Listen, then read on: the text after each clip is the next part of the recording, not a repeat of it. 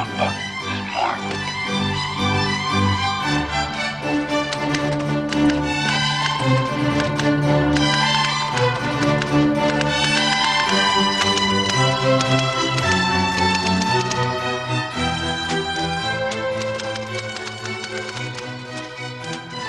Welcome to the 5th episode of CN Live in Alexandria, Virginia. I'm Joe Lauria, Editor-in-Chief of Consortium. And in Fayetteville, Arkansas, I'm Elizabeth Voss. Today's program, we will look in depth at two issues. The latest news and revelations about WikiLeaks and its imprisoned publisher, Julian Assange, and the continuing epidemic of mass murder in the United States. But first, the headlines.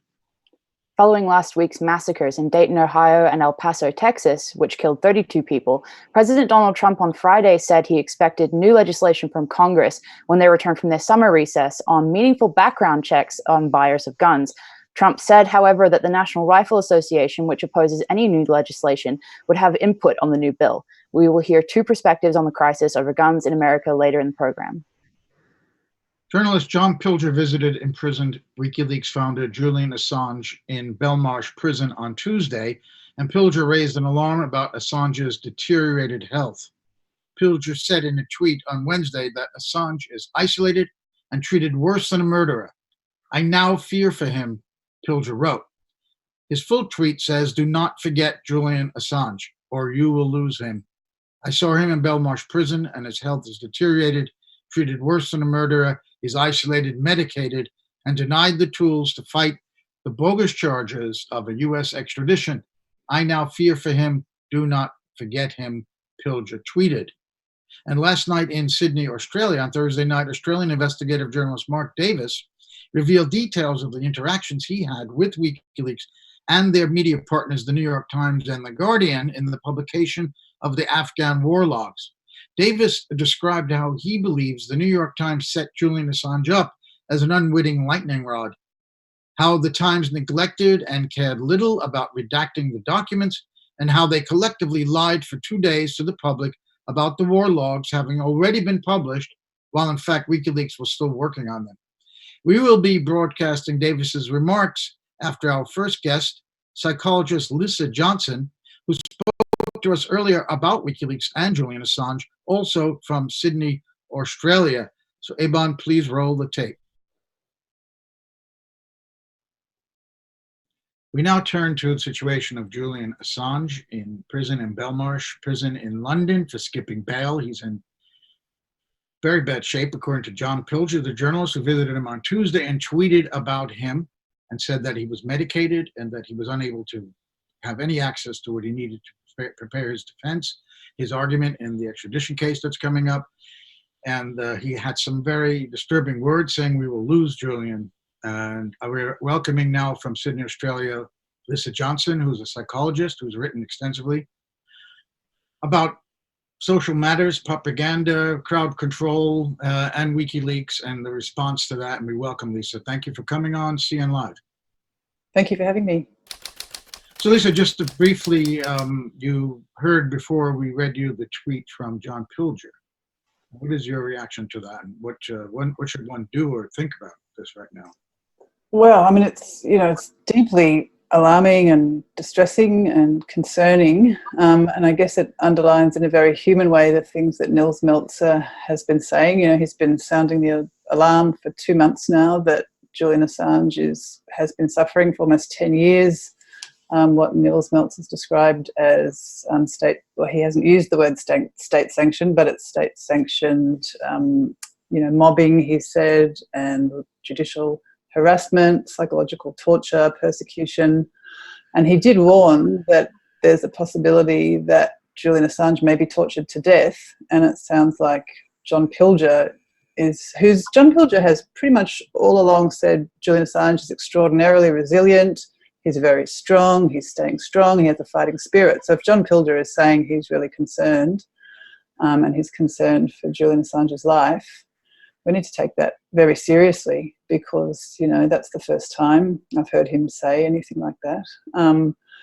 It just underlines that Nils Meltzer was right. He wasn't exaggerating when he said we may well be torturing a publisher and journalist to death. on UK soil, an Australian citizen, for publishing material clearly in the public interest.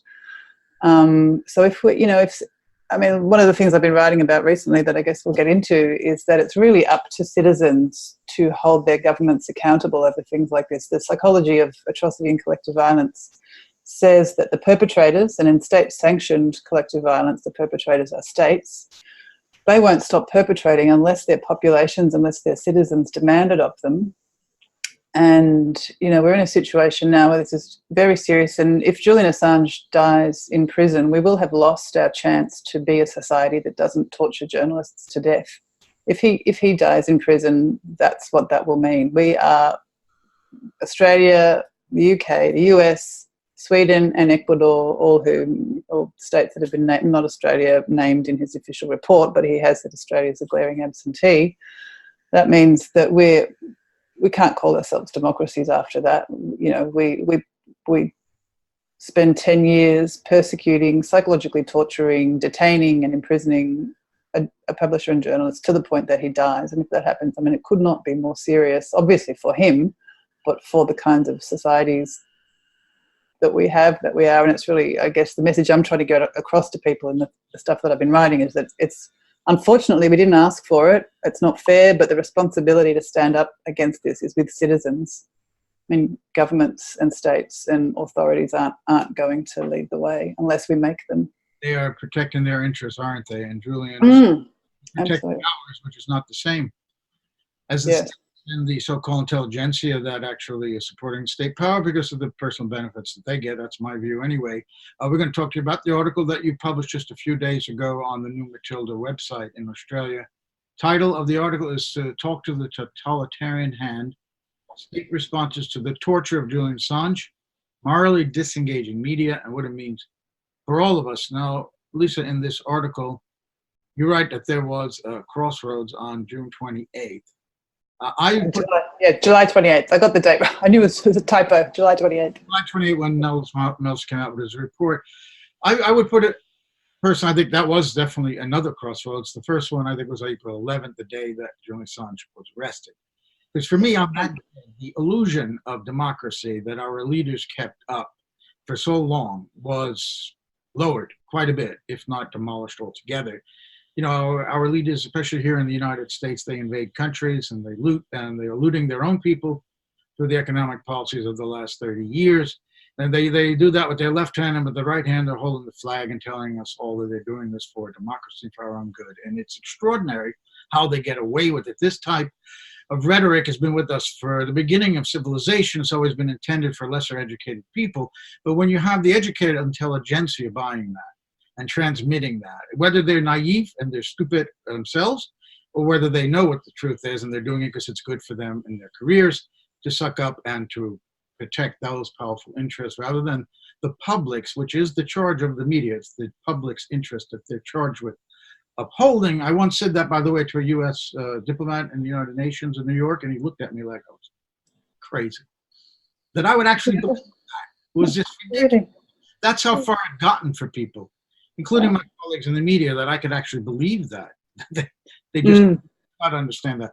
So in your piece, you say that day of July 28th, when Nils Melzer, who of course is the UN Rapporteur on Torture, who we had on our premiere program 4 weeks ago, when he came out with his report, what exactly did you mean by that? Why was that at such a crossroads for you, for this issue of whether we are going to preserve or really move towards democracy, or whether we're already too far gone towards a totalitarian state? Yeah, I agree with you actually about April 11th. And, in fact, we've been at a crossroads for a long time, haven't we? We've been at a crossroads when Julian Assange had to take refuge in the Ecuadorian embassy. And there's, a lot of warning signs along the way. And psychology of collective violence says that they talk about it as a continuum of destruction. It's a bit like a boiling frog, and it happens slowly and people don't notice until you're quite far along that continuum of destruction. And I guess that July 28th feeds into what you're saying, Joe, about are people aware or not aware. I think before July 28th, perhaps people could deceive themselves into thinking, well, it is business as usual, and, yes, Julian Assange is all the things we've been told he is, and that's why he's in prison. It's not because he's a journalist. This is all, this is all about justice. It's not about persecution and torture. And on July 28th, people who still trust authorities enough to, believe what they're told and, take that as their indicator of reality and morality and their frame of reference. It was Nils Melzer, who's the world's designated authority on torture, operating under the mandate of the world's designated authority on human rights, has said very clearly, this is not about justice, this is not about law, it's not about due process, it's not about anything that the media has been saying for 10 years that it is about. It's about persecuting, defaming and psychologically torturing a publisher for journalism. So people can't, I feel that date's important because people can't claim ignorance anymore. Somebody who has a position of authority, a position of, social trust, he's sort of inhabits that elite or that sort of intelligentsia that you're talking about, Joe. He's a law professor. He's been investigating torture for 20 years. People who take their cues from intelligentsia and so on, and authorities can't say anymore that it's about anything other than persecuting and torturing a publisher for journalism. So there's not really any excuse anymore to be complicit, to be silent, to be a passive bystander, to let it all unfold, which is, I guess, kind of what I was elaborating on in that last article. And Nils Melzer has also spelled out the fact that this has really grave implications for democracy. He says that if we're not careful, we'll usher tyranny in through the back door of our own complacency, and that our own rights will be next in line, our own democratic freedoms, our own freedom to speak, our rights to know and to be an informed electorate. And then, that's a fundamental prerequisite for democracy. If that's gone, you don't have democracy, because you don't have people voting for leaders based on reality. You have people voting for leaders based on fantasies. So I guess that's why I'm saying we're at this crossroads. Either people follow our leaders down what is essentially a totalitarian pathway. But if you just look up totalitarianism in the dictionary, it's defined as a system in which the leaders exert extreme control and they don't allow others the freedom to politically oppose them. And that's what this is all about. It's about shutting down the kind of journalism that holds power to account, that opposes abuse of power.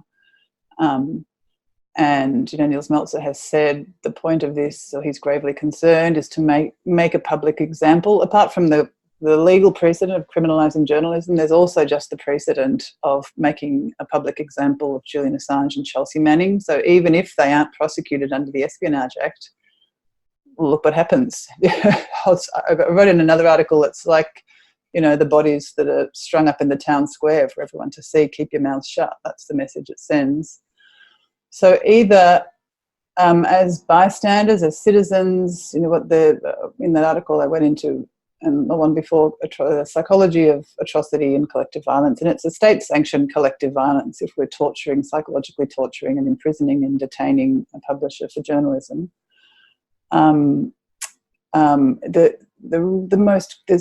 It's a group activity. So, and there are three main roles that psychologists identified in atrocity.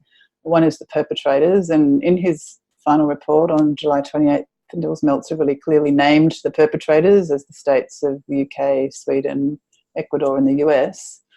And not just the states and the governments. He said they're judiciaries and media, and in the UK, law enforcement arresting Julian Assange.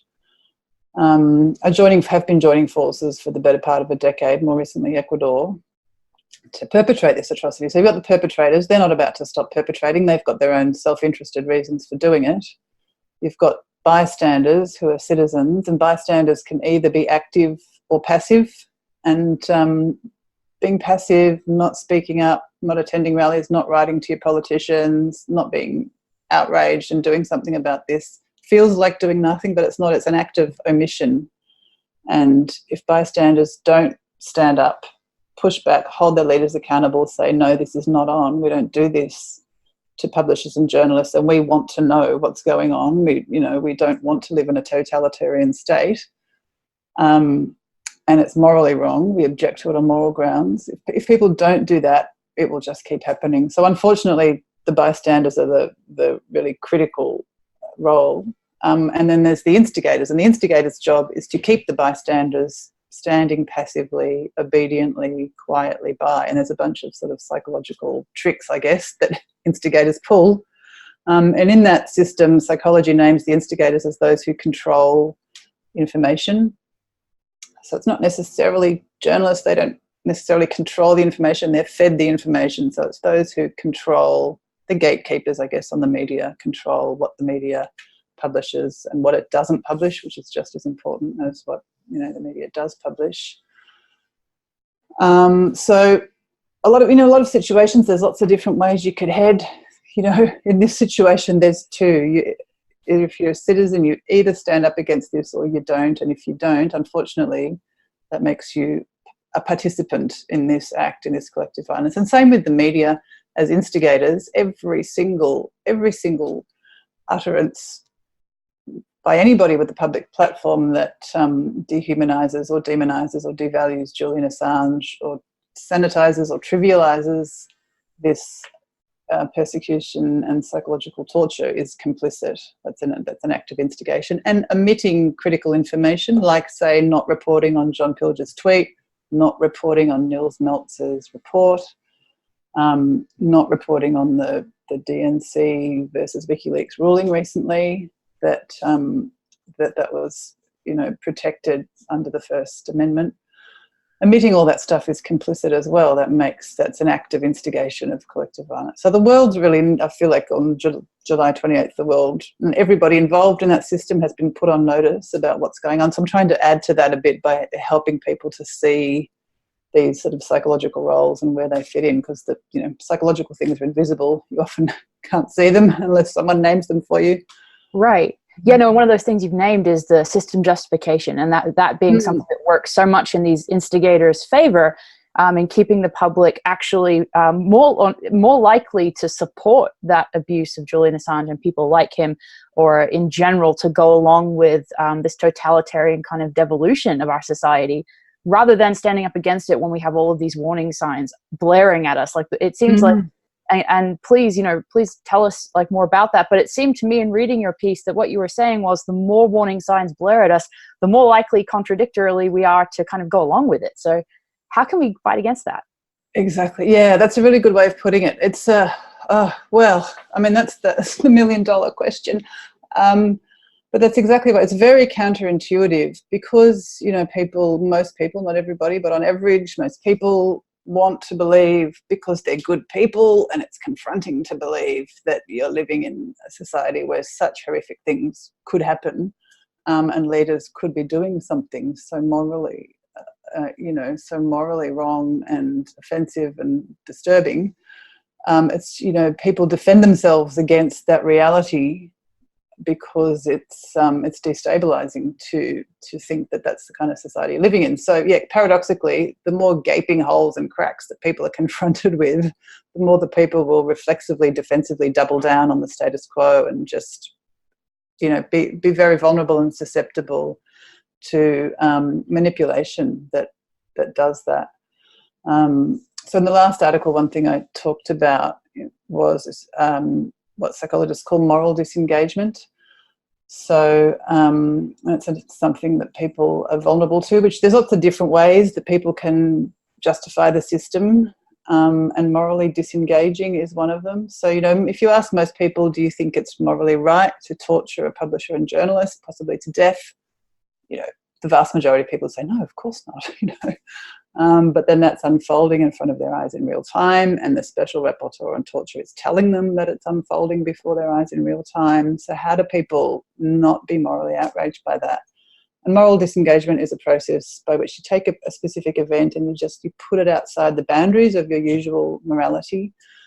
And one of the ways, so that's where the media instigators come in. I mean, a lot of what goes on in the media around war and around any collective violence is to encourage people to morally disengage. And one very powerful way to do that is to dehumanise the targets of the abuse and violence. And that can be overt or it can be quite subtle. and it's also about what you leave out rather than what you bring in. So all of the smear campaigns against Julian Assange that have been going for almost 10 years now have all served to be dehumanising, and they're still going. I mean, there was a Four Corners program that's a well-known, well-respected sort of investigative journalism program on Australian TV, and it just basically recycled all the same baseless smears that have been going on for 10 years, while trying to look like a balanced report, which makes it even more toxic and damaging because people perceive it as credible. It's got this feel of authoritative credibility, so people are more likely to accept it. So it's, that's still happening, and perhaps even being ramped up a little bit now that things are coming to a crunch. And then, as you said, Elizabeth, people are vulnerable and receptive to that because they want to believe that we're not torturing a publisher for journalism. We couldn't possibly be, that devolved, as you say.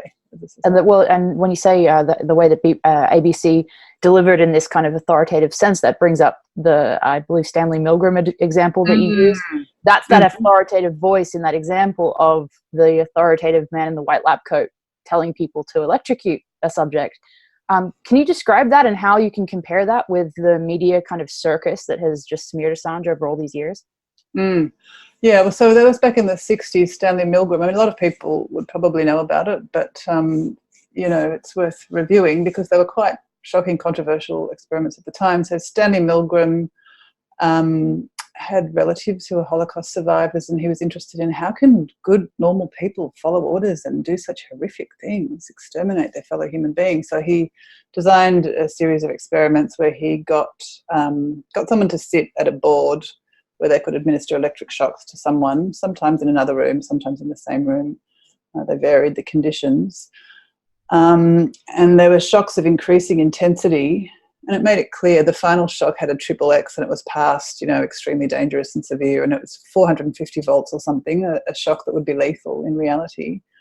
And all the experimenter had to do was be authoritative, stand there in a white coat and keep ordering the subject, who thought they were administering real shocks, to keep administering a high voltage until the person in the next room learned a word pair. That was all that was at stake. You just needed him to learn a word pair, keep administering these shocks.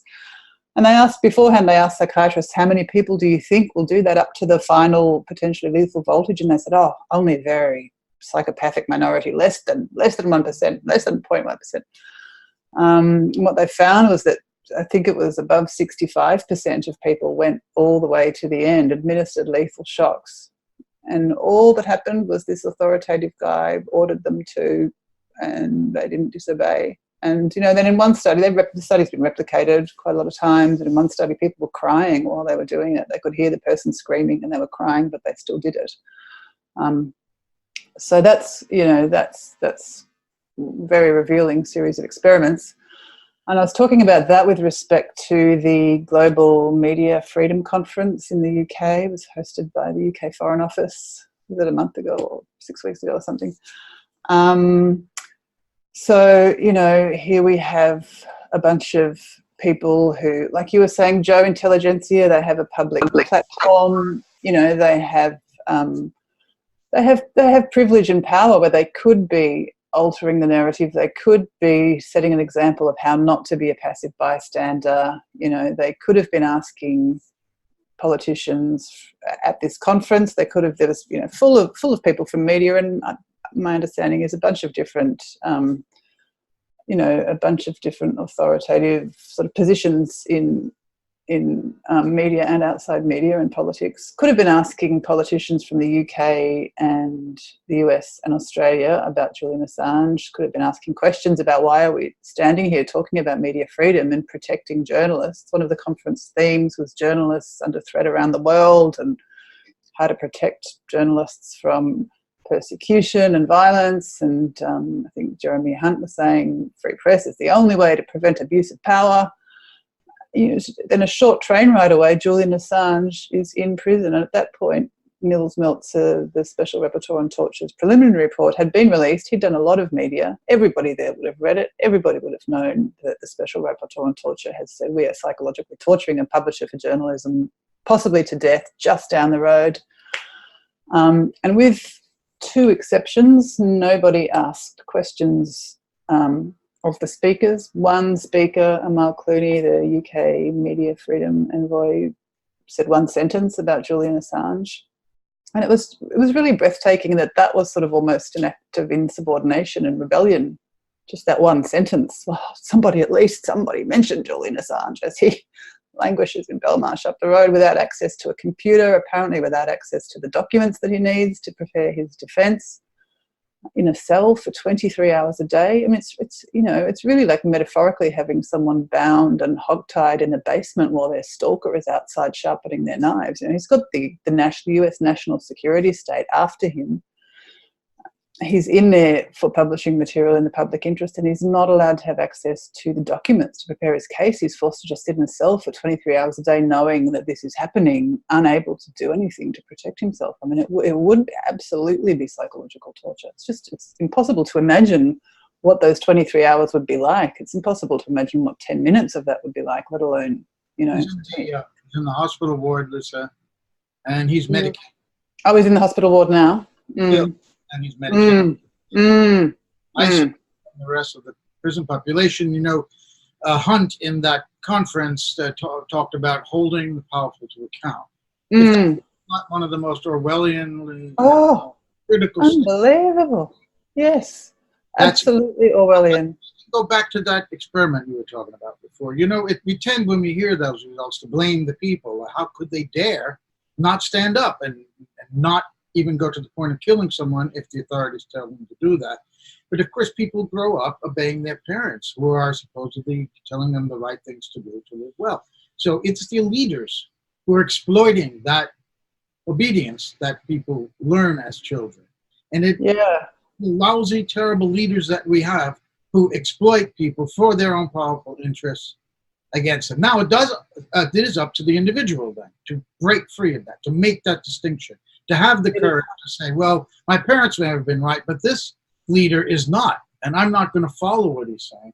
And then if that spreads socially, it comes to a point where there's a tipping point, when society no longer believes the illusions that they're being fed, and then the rulers are in trouble. And I find that the last election in the US, in particular 2016, was a moment for the rulers to notice and to get nervous, because they saw an insurgency on the right and on the left. The left with Sanders, the right with Trump, and they're quite well aware that the public is starting to lose faith in what they're being told.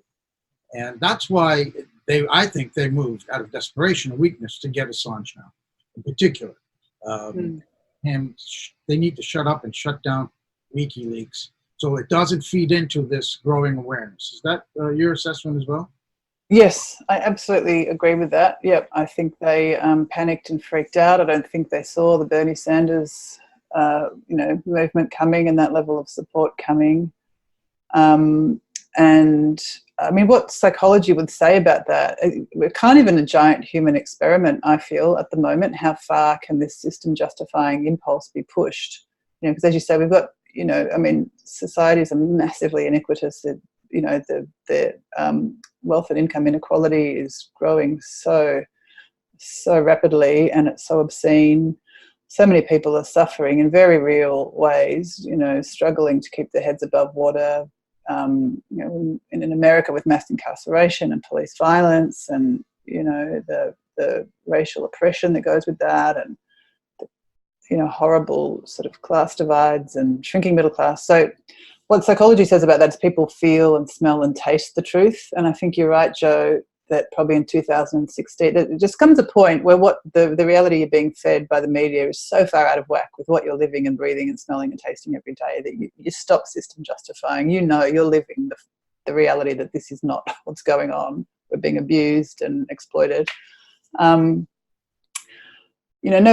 Psychology doesn't have a sort of metric about where that tipping point happens, how many people have to be impoverished and immiserated before there's a tipping point and people do rise up. So I think you're right that 2016, there were some indications that we might be getting close to that tipping point between the Sanders movement and Trump sort of hoodwinking people into thinking he was a people's candidate. And some of the the uprisings that have happened around America. I think that's right. They thought, wow, we really have to, the forms of control need to become more overt and more direct. The opinion shaping, it probably isn't going to keep cutting it for too much longer. So, and, you know, an independent media, obviously, generally, I mean, WikiLeaks has a really, you know, a really revolutionary model and a huge platform, and the fact that they're publishing, as Chris Hedges has said, on Unity for J, one of the last places where people can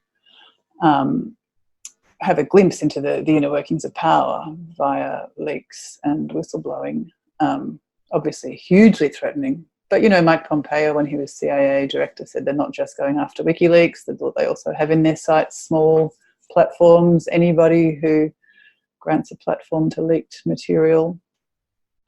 So I think you're right, there's probably a lot of fear amongst. And we also saw the FBI actually say that, you know, they labeled dissent, you know, homegrown domestic terrorism. So I think, do you think that's also part of this escalation of overt authoritarianism on the way into 2020 to try and prevent that exact scenario that Joe was just mentioning? Absolutely, I do. Yeah, I hadn't heard that. Well, that's an ominous sign. And in Australia, we have the same kinds of things happening. We just the day before yesterday, I think there was a High Court ruling to say that government employees can't express political opinions, even anonymously, on social media because they want an apolitical public service, which is ludicrous. There's no such thing as being apolitical. Like we've just been talking about, doing nothing, saying nothing is political. It's just political in service of the status quo, and increasingly political in terms of being complicit in atrocity. So that's really worrying. Sometimes it seems like Australia is ahead of the United States in some of these things, almost as if it's a testing ground. I think you're right, yeah. The World Socialist website does great reporting on this, on Australia being a testing ground for these really authoritarian laws around suppressing speech and criminalising journalism and crushing dissent. I think it was last year, under Turnbull anyway, there was a foreign interference legislation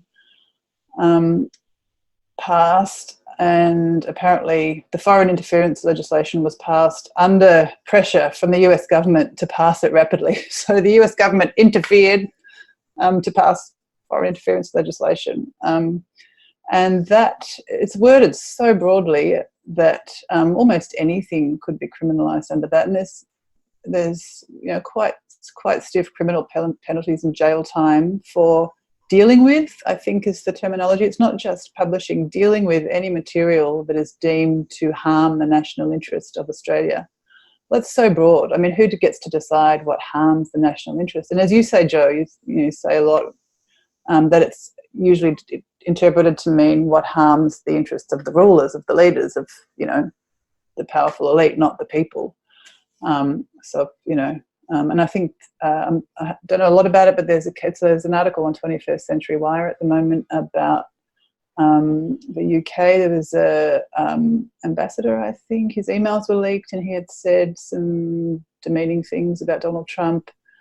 And now I think a police commissioner there is saying that should be used to essentially crack down on all leaks and whistleblowing. That was the ambassador to the US who had to resign. Because that was Craig Murray, by the way, who worked under him, wrote a piece that was published in Consortium News, in which he surmised that that the leak came from one of his former underlings who couldn't stand him because he was an awful man to work for. So it could be something simple like that. But what you're saying is they're using that now as an excuse to further clamp down. The way the FBI, in relation to what Elizabeth said, by the way, the FBI has talked about conspiracy theorists could be potentially terrorists if their conspiracy theories leads to violent acts. Right. I'm just saying that you say conspiracy theories, they're not going to arrest you. But if they could somehow link it to you having in some way encouraged a violent act, then you could be investigation as a terrorist. That's where we are. That's deeply concerning. And, you know, a lot of things that are branded conspiracy theories turn out to be true. So. Yeah, I read the word conspiracy theory as to mean just the dissent in general, whether it's out there or not. It's just dissent. Yes, it is used that way. Yeah, there's an interesting psychological study on conspiracy theory. I wish more people knew about it, because apparently calling something a conspiracy theory is, has no impact on people's belief in that theory. So I would encourage people not to be worried on a personal level about being called a conspiracy theorist. It's a toothless insult, basically. It's been overused, and so many conspiracy theories have turned out to be true. And as Caitlin Johnson has written, what goes on in the real world is far more outlandish than anything you could dream up in a conspiracy theory. So, Absolutely. But that is very worrying if that's going to be sort of used as another mechanism to just criminalise dissent. Absolutely. No, it definitely seems to be worrying in the sense of the context of these attacks on Assange, the ABC, Four Corners debacle, CNN smears, the Michael Isikoff conspiracy land, reviving this issue of Seth Rich and the story around Seth Rich being his conspiracy theory, and all of these issues.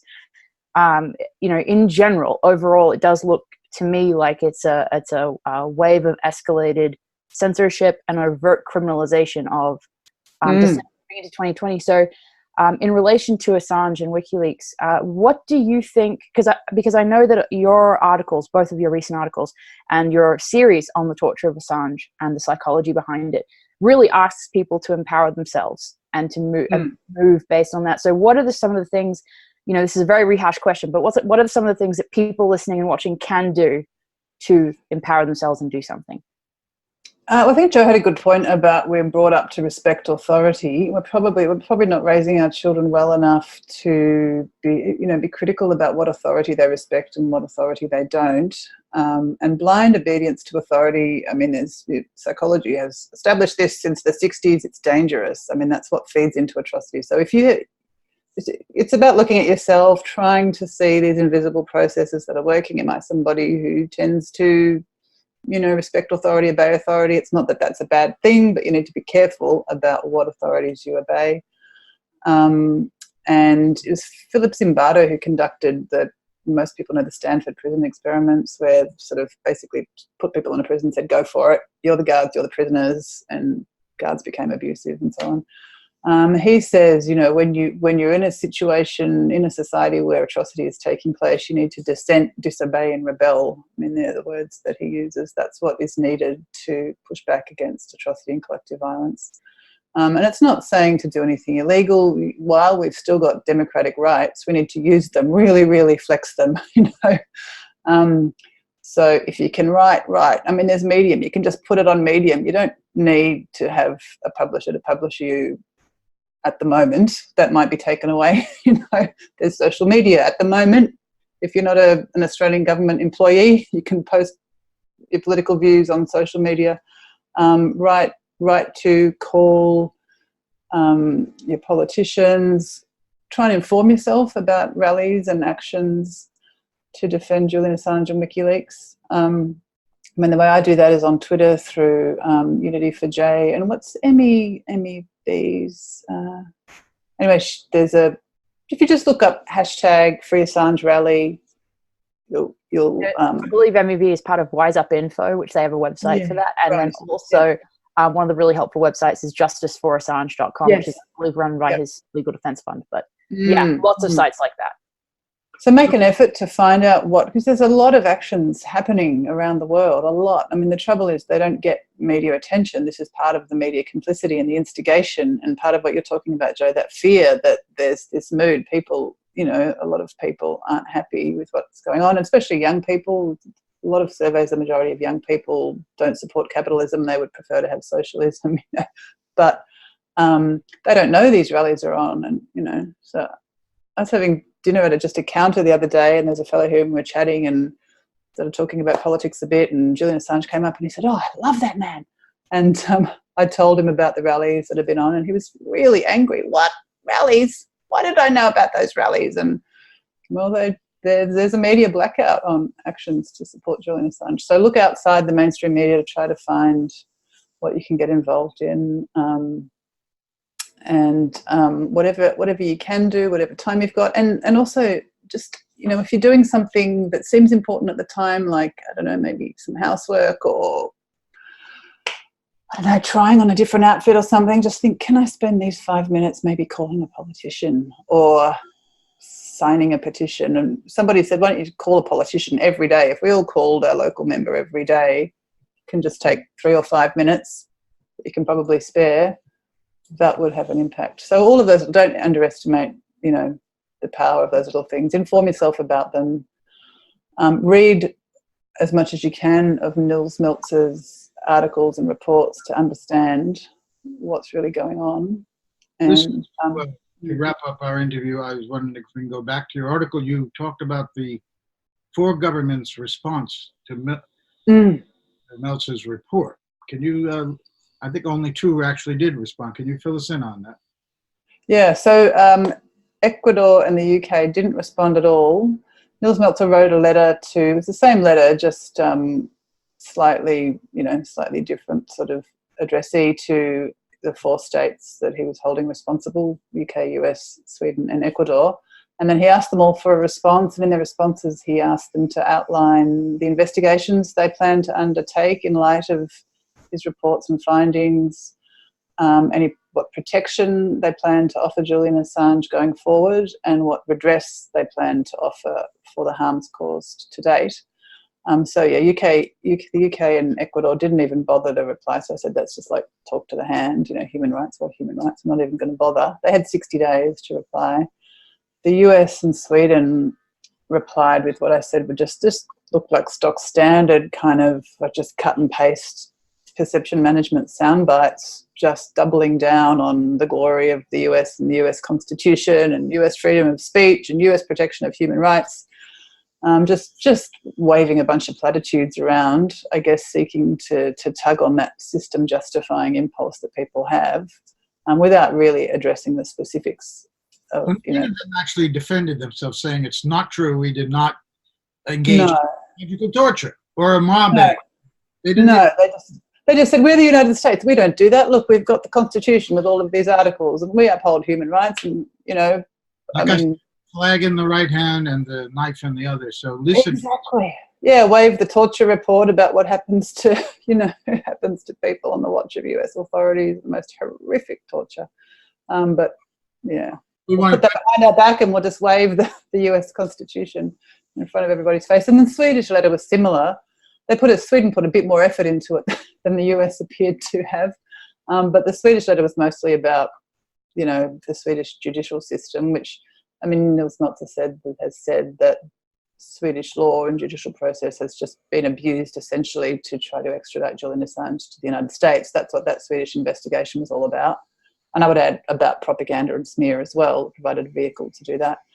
So Sweden just sort of similarly didn't address specifics, in terms of what it had been accused of, just sort of, waved around platitudes about the Swedish judicial system. Well, Lissa, at CNN Live, and CN Live, Consortium News, I didn't say that, did I? We are trying to do our part, unlike the other one that has the extra end, to get people to question authority, minds, to realize that it's okay to disagree with your leaders, to question what they're doing, and also to question the media that seems to be always defending what they do. And we're absolutely. Yeah. And I would add to the things that people can do is watch CN Live and read Consortium News. Right. There you go. There you go. CN1N Live. And thank you again, Lissa, for joining us from Sydney, Australia. I hope you come back with us again to continue this discussion, which is vital, about psychology and masses and leaders, what they're doing to Julian Assange right now. So yes, thank I'd be you happy for to. joining us. Thank you for having me. Okay. And we're back live Thursday night at a Sydney event entitled Julian Assange and the Alliance Against the US Culture of Revenge. Australian investigative journalist Mark Davis revealed details of the interactions he had had with WikiLeaks that he never spoke about publicly before. With the aid of his own archival footage, Davis describes the high-level collaboration of The Guardian and the New York Times in the release of the Afghan War Logs. Davis describes how he believes the New York Times set Julian Assange up as an unwitting lightning rod, how the Times neglected and cared little about redacting the documents, and how they collectively lied for 2 days to the public about the war logs having already been published, Meanwhile, WikiLeaks was still working on them. Mark Davis is a multi-award-winning Australian journalist who was an eyewitness to the entire preparation of the Afghan War Logs, for which Julian Assange worked alongside the New York Times, The Guardian, and Der Spiegel. He has documented the process in a film called Inside WikiLeaks, and the video that is going to play in just a moment comes to us courtesy of Cathy Vogan, the executive producer of Consortium News Live, who attended the event and shot this footage. We also thank Mark Davis for permitting us to use this original archival footage from Inside WikiLeaks. Eyewitness to the entire Everyone has an opinion on Julian Assange, I certainly do, but I don't know that it's worth me offering opinions tonight.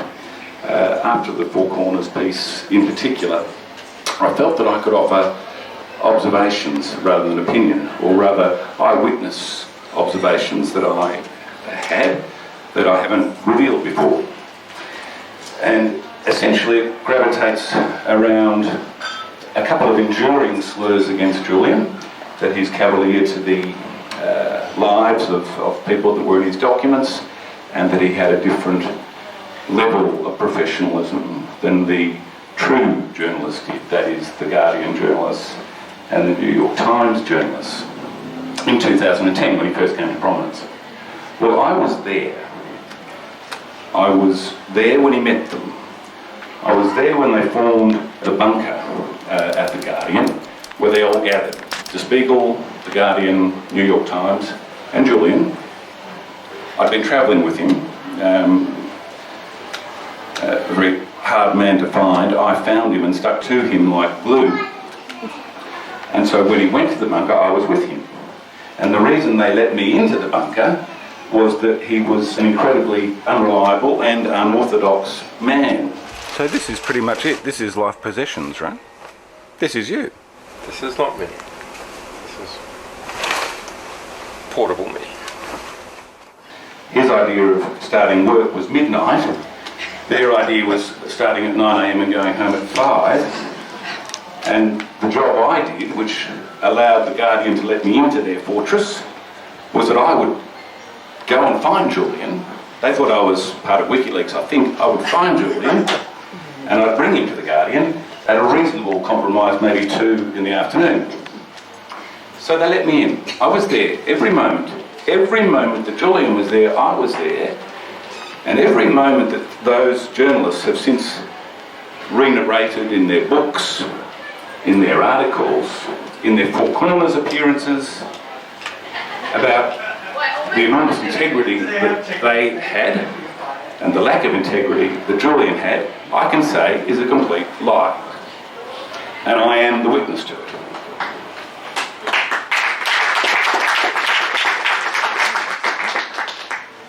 So I'd like to just play a couple of very small clips. I won't bore you with long clips, but it will just help you visualise the people that I'm talking about and the places I'm talking about. So this is a story I did in 2010 in the lead up to the Afghan War Logs, which was the first large release. And Julian was an unknown figure at this point and about to become incredibly well known. He's not flying entirely solo. For the first time in WikiLeaks history, he has pulled in some mainstream media heavyweights to collaborate in preparing material. So where are we heading now?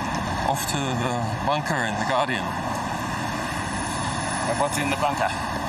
What's happening in the bunker?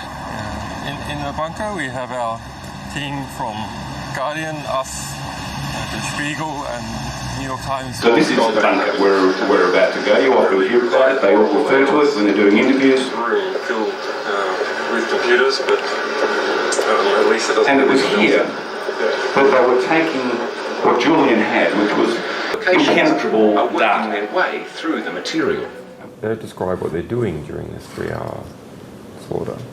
Okay, and then there's like another 5 killed here and there, and 3 here.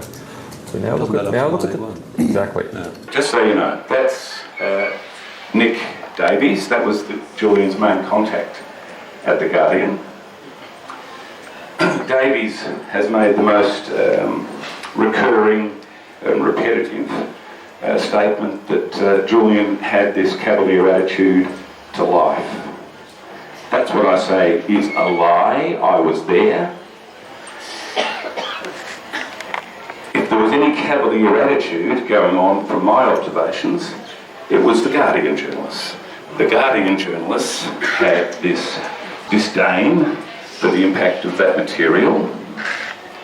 The Guardian journalists, at best, had a type of gallows humour as to what would happen to anyone revealed in these documents.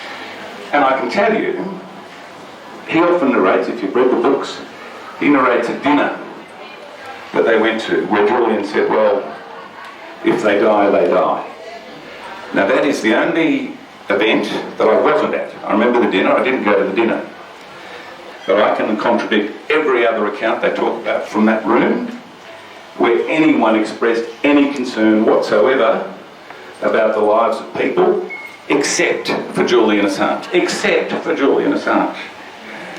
Now that has been such a stark contrast to what's been repeated that I just wanted to spend this time tonight dissecting that a little bit. I haven't done it before because it wasn't particularly relevant. Julian's been in custody on sexual assault charges. Now he's in custody on these the espionage material relating to the documents that these guys are working on together. So now it's highly relevant and I do want to put it on the public record. So it's suspicious. The other thing for anyone to pull these three important organisations together, yeah, three competitors together, and us. At some stage, they bring in this AC-130 gunship. Up in the corner, David Lee. David Lee wrote the most damning book about Julian. These guys, you might pick up on it, they were all over Julian, right? Julian had something valuable to them. They were fawning over Julian. None of this, well, yes, we're the professionals and we retained our distance. There was no distance, I can promise you, between them and Julian at this point. David Lee's also, ironically or tragically, the bloke that printed the password to the original files.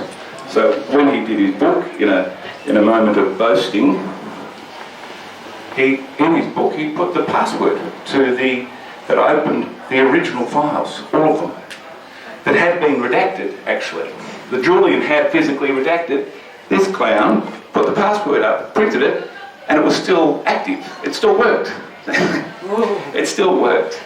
That's what brought the full cache of documents to the public eye, was him. So what they were doing in this room were taking the raw data, which I saw, you could see it on a computer, but it was very difficult to read, to filter, to understand. A bit like reading an XLL sheet or something like that, like an accounting spreadsheet. The people that brought that material to life, gave birth to it, was the Guardian. WikiLeaks did none of that work. Julian didn't have the capacity to do the work. It was here with Guardian staff, those two journalists, I think 2, maybe 3 computer experts, they created the WikiLeaks database themselves. If Julian's in jail, they should be in jail. I mean, quite literally, they should be in jail. They created this, they put it up, they put it out to the world.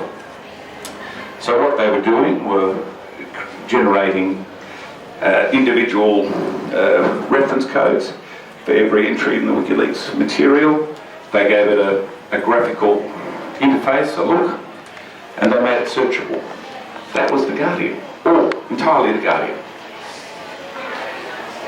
Also in the room, They're good. Everyone has been generous and flexible. It's Der Spiegel. You always want to sort by civilian casualties for this Are we still only on one? Sorry, I'm getting carried away. And these are the techos coming in. So it's about a week of technical work. I mean, $100,000 probably to do the type of work they did. And the New York Times were coming in the week that I was there, were coming in regularly on the telephone. Between them, between these three groups, Der Spiegel, Guardian, New York Times, they were fossicking through the material as the tech guys kind of gave birth to it, fossicking through, looking for stories that would be of interest to them. Of course, it was apparent that you'd be risking, if not the safety, certainly exposing the identity of many people. There's tens of thousands of documents there. I never witnessed a conversation where anyone took that seriously, not once. The only conversation that occurred was between Nick Davies and David Lee. And Julian wasn't there. Julian hadn't arrived yet. I was there maybe an hour before. And it occurred to Nick Davies, as they pulled up an article that they were in fact going to put in the newspaper. He said,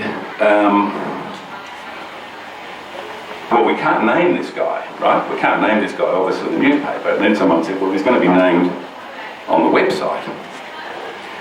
Davies said some words to the effect, well, we'll really cop it then if we're blamed for putting that name up. And the words I remember very precisely from David Lee was he gazed across the room at Davies and said, but we're not publishing it. So what he's in effect saying, they're going to let Julian be the fall guy. They're going to create this, they're going to make it searchable, they're going to give it a graphic look, they're going to release it, they're then going to share the link to it and put 13 pages of newsprint dedicated to say, go and look at it, and they'll say, but we didn't publish it, Julian published it. Now this was highly alarming to me, and I did raise it with Julian, who has, amongst his other qualities, he might be a genius, but he does have a certain naivety about him in reading people, in my view. He thought these guys were great. They were being nice to him. They were all absolutely, this was a collective effort. There's no idea that, he was the source and they were the journalists. If you watch this story, you'll get a better feel of that, right? They were all in it together. And Julian didn't quite believe that they'd be pushing him out onto the plank and then saying, oh, it's not us, we're just reporters. I mean, shameful, embarrassingly shameful. And so there's another scene I'd like to show you along those lines. This is about 4 days before the release of the Afghan War Logs. And remember, Afghan War Logs was really the public announcement of Julian Assange and WikiLeaks. He wasn't very known prior to this. This is a conversation. It's linked to what I was talking about before, from that comment of David Lee, oh, but we're not publishing it. We can wash our hands of this, right? And how successfully they have done that. But this was a conversation Julian relates to a lecturer at London University who was a very big supporter of Julian's, Gavin McPadden. Yeah, this is Gavin McPadden's house. As the new material starts to circulate between the 3 publications, the full scope of the data becomes clearer, and one of the partners seems to be getting a little nervous. So the latest squabble is not over the date, they're all happy with that, but the precise time. So anyway, the Times has come back and said they don't want to go first. Why? They want us to scoop them. Seriously? Oh, so they can claim they were reprinting somebody else's news. So, that's right. Yeah, exactly. So they can claim that We didn't. We just were weren't reporting involved. what was already there. We were just reporting on what someone else did. It's good. So who's going first? The New York Times. I mean, wants a web startup press to scoop them. Wants to be scooped. I mean, that's chilling to watch that now. Julian's in jail because of that subterfuge. Clearly discussed amongst themselves and not discussed with Julian. You can see his shock.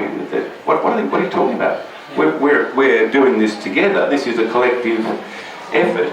What are you talking about? You want me to put it? You don't want to get it? I thought you'd be busting to get it, you know? And you can just see the way the honesty in which he narrates that story. That's why he's in prison today. That's why they're not in prison, why they should be. So, I had a discussion with Julian around these issues, and he went back into them to revisit the issue of identifying people within the war logs. It was Julian Assange who brought that issue to the fore, not The Guardian, not the New York Times, because they didn't care, because there was no reflection upon them. They actually didn't care what happened to the people. They couldn't give it stuff, right? But as long as there was no blowback on them, they were relaxed about it. It was Julian that brought it to a head. The release was to be on Monday morning. It was Thursday or Friday, I think it was Friday, where Julian said, well, we need to pull these names out. The names that are identified as informants. If it's going to endanger them, we need to pull them out. Now that called their bluff. Well, not that he was bluffing, but that absolutely threw them into a panic. It meant they wouldn't get their publication date. He asked for it to be delayed because they weren't going to assist in this task. He said, well, I'll do it with my people, but we need time. Now, because they were, as well as being allies, Guardian, New York Times, Der Spiegel, they were also competitors, bitter competitors, very unusual to be in the same room for them, and they didn't trust each other. So they couldn't agree, they thought there was a trick going on. They'd all got ready to print on Monday. No, we're going on Monday. So what happens, all these people that now write books about how concerned they were, they all went home on Friday afternoon, back to Essex, back to Surrey, whatever. And Julian was left with not just the task, but the moral responsibility of trying to cleanse those documents in some way, and he did. All night. When I say all night, I mean from 5 p.m. till 9 a.m. the next day. We were sharing an apartment at the time. Julian removed 10,000 names by himself, not with the support team of The Guardian, etc., etc., etc., by himself. He removed them. And then it came to Sunday night. There's no particular scene to show you here, but I'm just showing to give you the flavour. This is the Frontline Club. Sunday night, the press conference is Monday morning. All the press editions are being printed and ready to be released. Now, this was my favourite moment, actually. So, the information is now on the internet. 200,000 pages, mostly classified secret. It's the raw details of America's war in Afghanistan. It will be the beginning of a media storm that will last for days.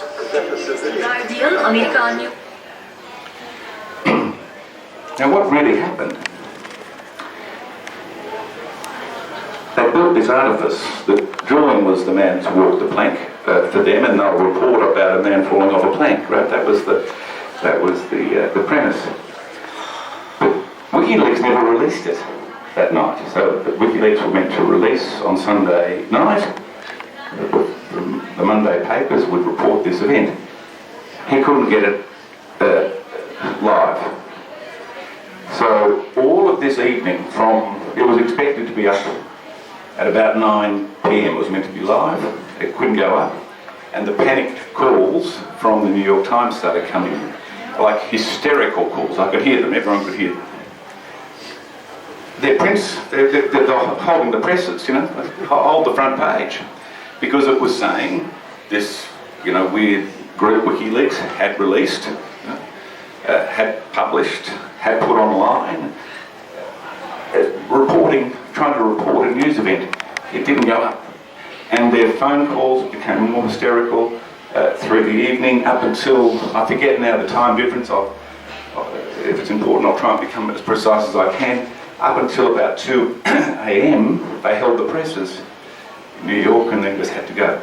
Now, and then the storm unfolded, and you'll see and hear a bit of it there, the storm unfolded.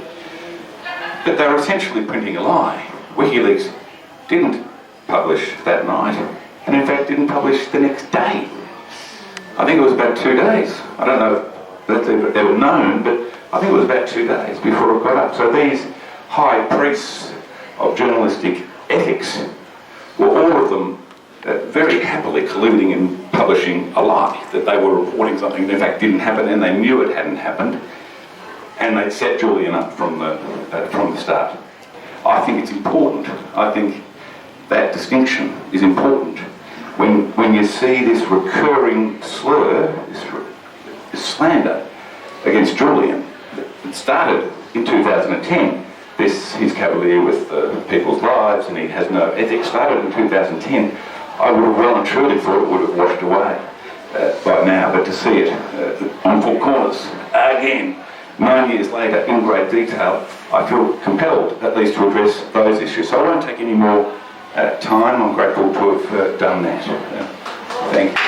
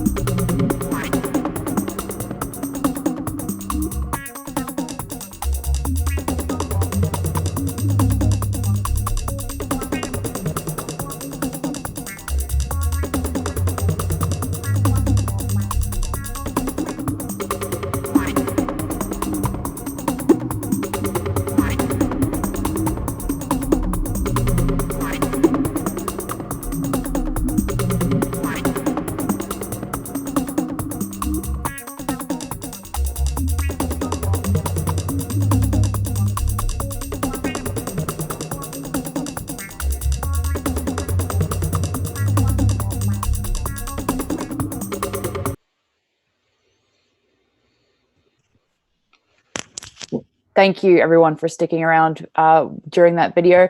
We're joined now by George Szamuely to respond to that amazing video footage. George, what did you think of that? Well, yeah, exactly. That's exactly the word I was going to come up with. Amazing. I'd never seen any of that. It said he's the director of Inside WikiLeaks. So is that footage that we saw, is that from that movie, Inside WikiLeaks? I believe it is, but I'm not quite sure of that. This is the first time I've seen it and the first time Elizabeth has seen it as well. It only happened last night in Sydney, Australia. So this is all new, and we're just watching it raw for the first time. Cathy Vogan, if she's standing by, might be able to join us. She shot that video. So George, I mean, basically the main issue here, it's a little bit confusing, but I got from this that the New York Times tried to trick Assange into not publishing first, thinking that would save them from prosecution. And for me, the Espionage Act, that section is very clear. It's any unauthorized possession and dissemination of classified material you could be prosecuted for. That's what Assange has been arrested and is being indicted on. The New York Times and The Guardian held on to that material. They had it in their possession, they worked on it, and they disseminated it. It doesn't matter who went first. The Espionage Act doesn't say who first disseminates that. That's not in the Espionage Act. So we're joined also by Cathy Vogan in Sydney, Australia. Cathy, can you hear us? Yes, I can hear you loud and clear. Hello. Did you hear George's question about whether that footage was the WikiLeaks, inside WikiLeaks? Can you tell us more about where that footage comes from? Yes, that was a documentary that Mark Davis published in 2010, and he hadn't looked at it for years. And he was very kind enough to let me edit in the original footage, the original archives, because it was a little bit difficult to see on the TV screen, a bit disturbing. What's new, Cathy? If this is a 2010 video, what is new in what Mark Davis said last night, or Thursday night rather, in Sydney? Well, certainly what's new for me is the last part, that they collaborated in publishing what they knew to be a lie, that WikiLeaks had not published the material, that they were still working on it. I don't know whether it was just a technical glitch. He said he couldn't get it live. But I believe that, Julian had worked for a day and a half at least on redacting single-handedly 10,000 names while the others were off on their weekend. So I'm sure there were still some final tweaks being done in that respect so that it could be sanitized as much as possible. So this is a real turnaround from what we're led to believe by that hideous lie by Nick Davis that Julian had said, if they die, they die. They deserve it or something like that because they're informants. This is a word of mouth story that Julian has denied and nobody else has confirmed. But what what Mark is saying tonight is that the overall ambience was exactly the opposite, that they were completely insouciant about the repercussions for anyone who was named. They didn't care to do any of the redaction. They couldn't care less about that because there was going to be no blowback for them. There are other details that that I was not aware of, but I think they are the main things that stick with you. I don't believe that they should go to jail either. I mean, there are people on Twitter, who were there last night, who's saying, maybe we should draw up a petition to have them sent to jail as well. But there is a line, as you mentioned last week. The DNC lawsuit was dropped, and you mentioned that there was still a distinction between that and the complaint, the indictment by Mueller, because the DNC emails were not classified. There is still a line there that divides that between from classified material, where there's still, as you pointed out many times in the past, codified in the Espionage Act, for want of a better word, it's forbidden. I think Section E forbids the possession and dissemination of classified material. It's always been there, but it just hasn't been prosecuted before. But Julian is still sitting under that, and if he is, they are too. But we don't want them censored. Right. That's a section of the act that hopefully will someday be challenged in court and removed, because it certainly bumps up against the First Amendment. George, I think there's many significant things here, but the fact, as Davis says, Assange spent the whole overnight redacting 10,000 names. I don't know. I've heard that before, and that's the heart of what the allegations are, whether that's in the indictment or not. I think it is that he endangered these people, and in fact, Davis says that the Times and the Guardian didn't care about them.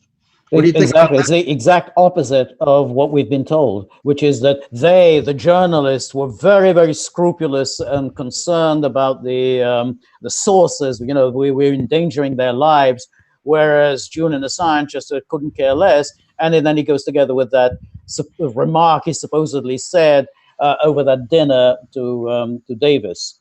But then it also was interesting. He said that they set him up in the way that they wanted to run these stories, which is that, well, we'll run the stories and then we'll just have these the link to the documents, and then essentially Julian Assange can be blamed for the documents. They're his documents. He's responsible for that. We're just doing journalism. So I said, and I think that he saw this, and Julian didn't quite see this at first. I mean, he eventually did see that he was being set up.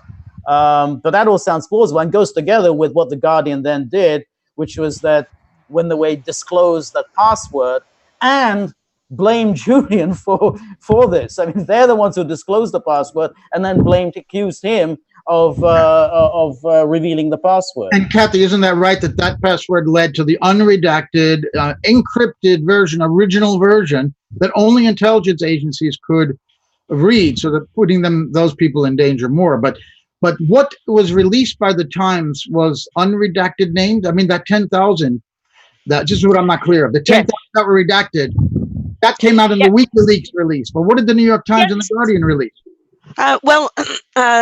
The very first batch, it was redacted. It was in January 2011 that David Lee and Luke Harding published the book Julian Assange's War on Secrecy, and I believe it might be chapter 10. The heading of the chapter was the password to the entire trove of unredacted cables.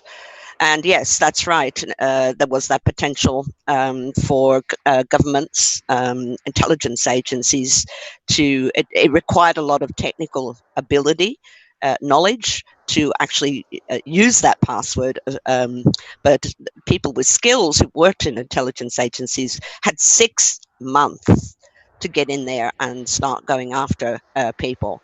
Now, but excuse me, do we know what the Times published was the 10,000 redacted that Assange did, or was it not? Yes, it was. Yes, the first batch everybody's was the redacted version of Julian, because they were all pointing to the WikiLeaks. So who ultimately published first? Do you know? Is that clear? Well, in fact, the publication was by WikiLeaks, but they had announced it 2 days before, saying that this was already published, when in fact it hadn't been published at all. They had lied about that, collectively lied, because Mark said they didn't trust each other.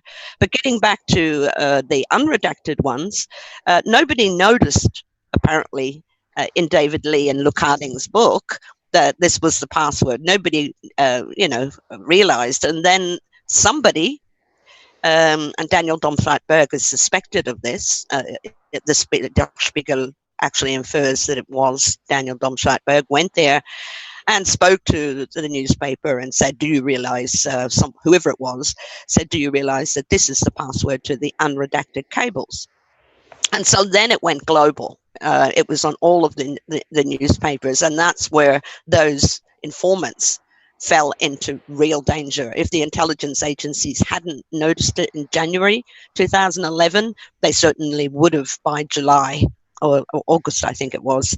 And so that put WikiLeaks in a terrible situation, because suddenly you had David Lee and Harding, not so much Harding then, but certainly Lee was actually saying, you're irresponsible,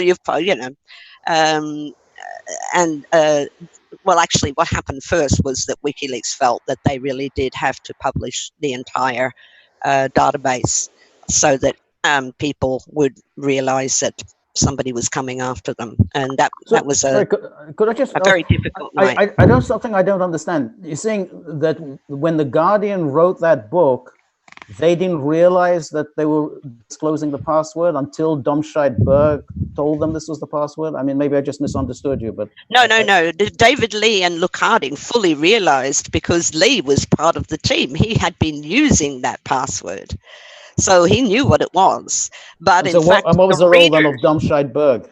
Yeah, the readers of the book around the world, if there were that many, I don't know if there are even that many. So the readers wouldn't have realized, and it wasn't getting any attention. And so after a number of months, somebody went to Der Spiegel and drew their attention to the fact that that was the password to the unredacted cables. And then it made headlines.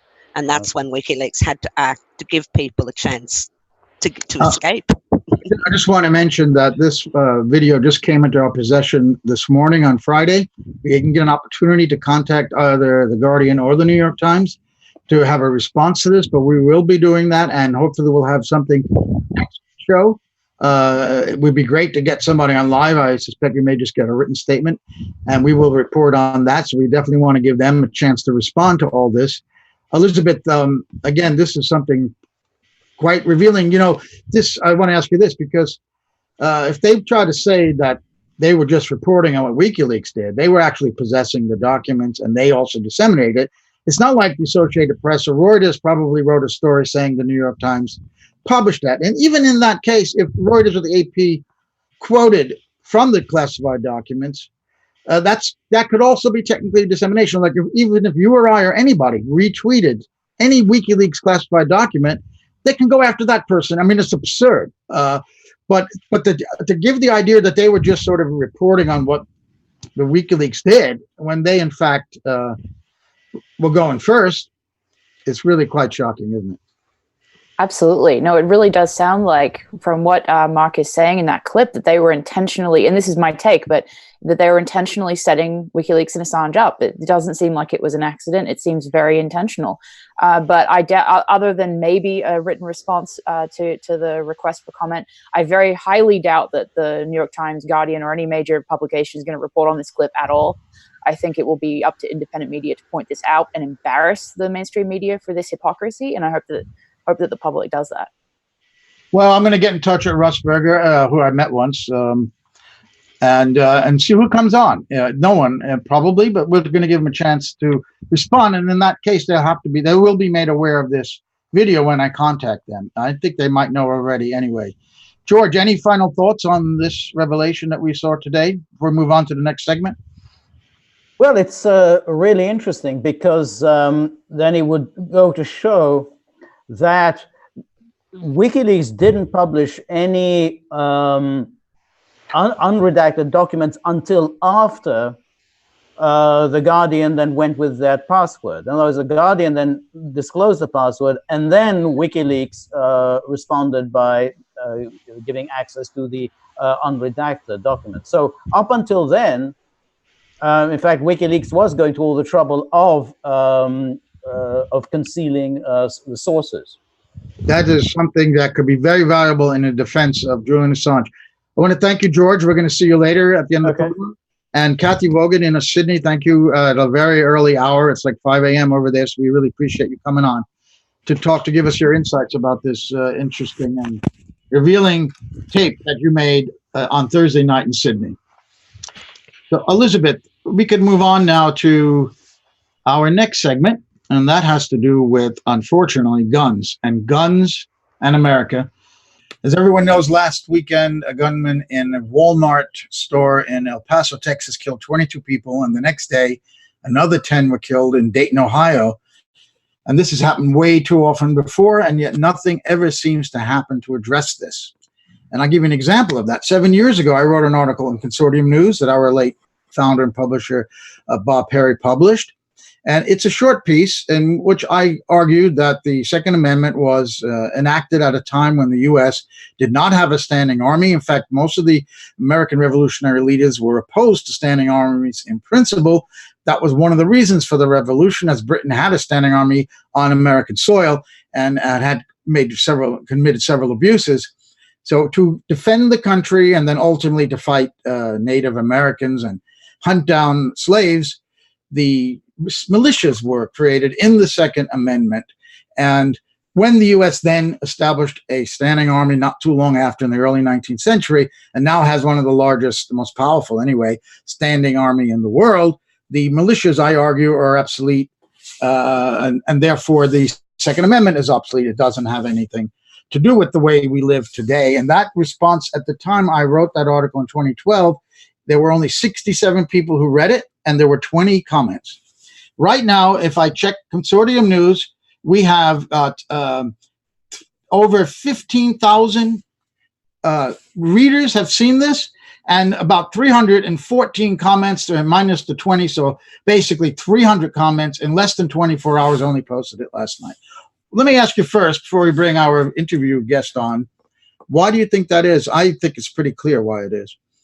Well, I think that the difference in context between the events of 2012, where you have children killed in the way that they were, I think that people were too shocked and basically horrified to really fight whether for or against the gun control issue. I think it was more like a mass collective trauma. I think that there's a combination here between just the fact that we have the Trump administration right now, and the way that all of these social issues are so much more heated now, I think, than they were maybe in 2012 under Obama. I think it's a really sick combination of factors going on that would basically devolve this discussion into, slinging death threats across the bow at each other and not having a respectful disagreement, rather than just ad hominem attacks. In fact, there were comments to my article today that are very close to death threats. And I let them stand there as evidence, even though they violate our comment policy. The vast majority of them are very much against what I wrote and personally attack me. And one of the themes that they have, Elizabeth, common is that we need these guns, and that our first government put that in there because they wanted the people to be armed to be able to violently overthrow a government that doesn't serve the people. I find that there's no evidence that I know of that was their motivation. I find it almost impossible to believe that any government would tell their people, here are arms in case we do bad, you can overthrow us violently, or our successors. And in fact, in any violent revolution that has succeeded in overthrowing a government, it's usually because the police and the army go on the side of the people against the state.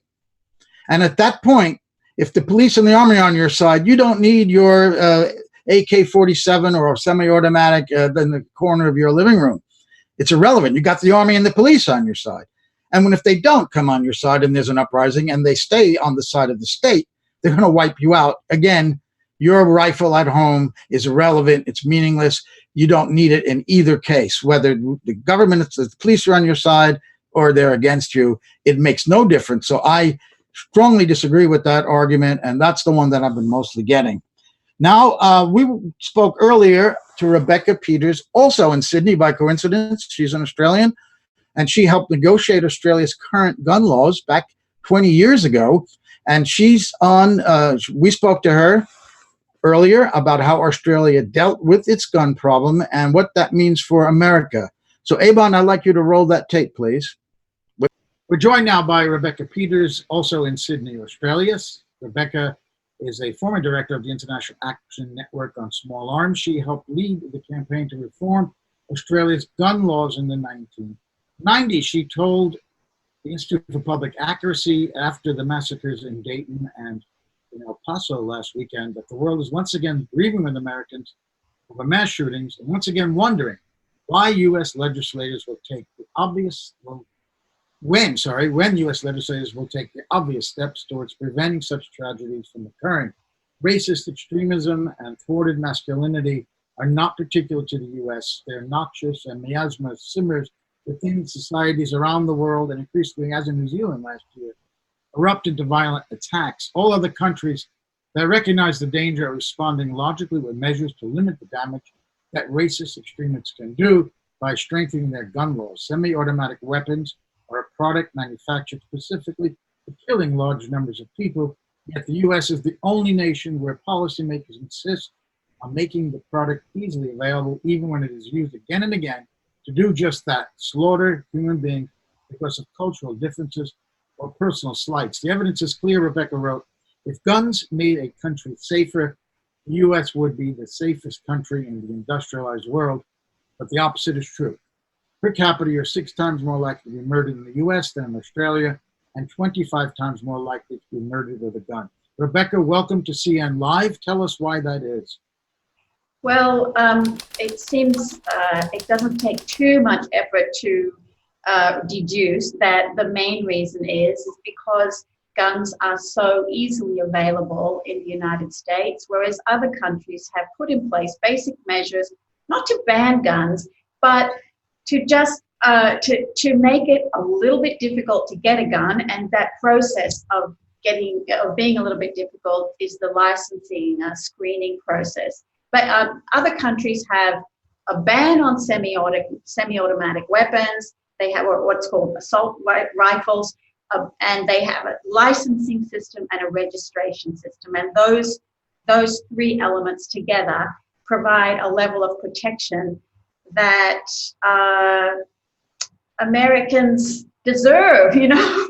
It's sort of, it's just so awful from the outside to see this continued slaughter. What is unique, sorry, about the United States? Why do we have this issue that we can't tackle this problem? Well, I tell you what is not unique in the United States. It's not unique that you have kids addicted to screens, and that you have violent video games, and that you have, you know, rock music with unsavory lyrics. It's not unique that there's mental illness. It's not unique that there's substance abuse. All of those things are present all over the world. In fact, the violent videos, games, and violent movies that are made in America are exported all around the world. All around the world, we have the benefit of this, these cultural exports from the US. But as a friend of mine who's a doctor says, we've never seen a person turn up in the emergency room with an injury from a videotape. The injuries, the worst injuries, the injuries that kill people, are injuries by firearm. And the thing that differentiates the US from other industrialized countries is that that when you have someone who's a violent extremist, fantasist, when you have a young man who's depressed because something's going wrong in his life, a man of any age who's upset because his girlfriend is leaving him, those sort of emotional, psychological phenomena, which are often closely linked to, which are almost always associated with masculinity. The difference is that in other countries, that person cannot easily get their hands on a weapon that is designed for killing lots of people. And so it's the availability of guns, and especially of guns that are specifically made for killing lots of people, that is the difference between the US and other developed countries. Oh, I can't hear you there. Oh. I'm sorry, I'm asking you, why don't women do this? You kept talking about men who have this problem, men who have that problem. How come we never hear about women? Well, the question of masculinity is important because the traditional notion of equating masculinity and masculine success with the ability to control the situation around you, to control other people, to exercise physical domination, that traditionally has been what's considered to be successful masculinity.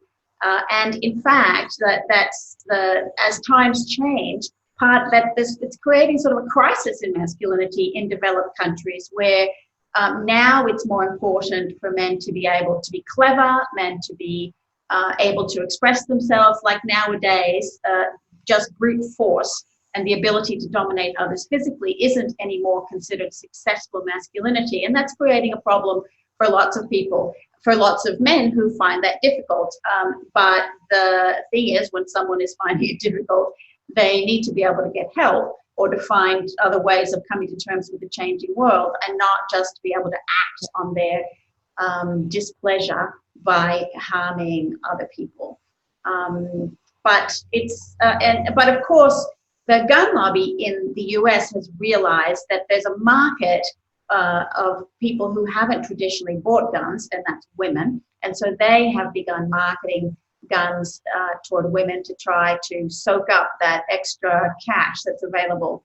So that's a thing that we've seen change in recent times. Excuse me, Elizabeth, before you jump in, but women would be more likely to use a handgun for self-defense than a man, isn't that right?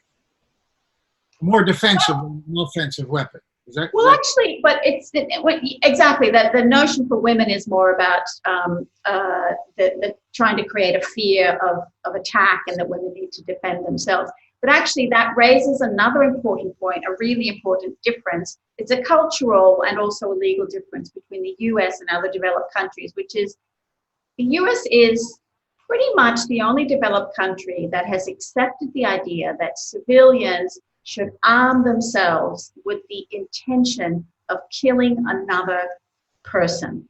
That in other countries, we have, I guess, a lot more confidence in the rule of law. And there's a kind of a line between the idea of arming yourself to individually carry out the functions of law enforcement is something that is not really accepted in other countries. So for example, we have, security guards who guard banks and whatever. Those people have guns for the purpose, which is a similar purpose to the police. But if you apply for a gun license in other developed countries, there are very few cases where self-defense would be an acceptable reason. You'd have to prove that you were specifically being threatened, that there was some specific threat to you, not just, I'm afraid, the world is dangerous, and I want to be able to kill someone if I have to.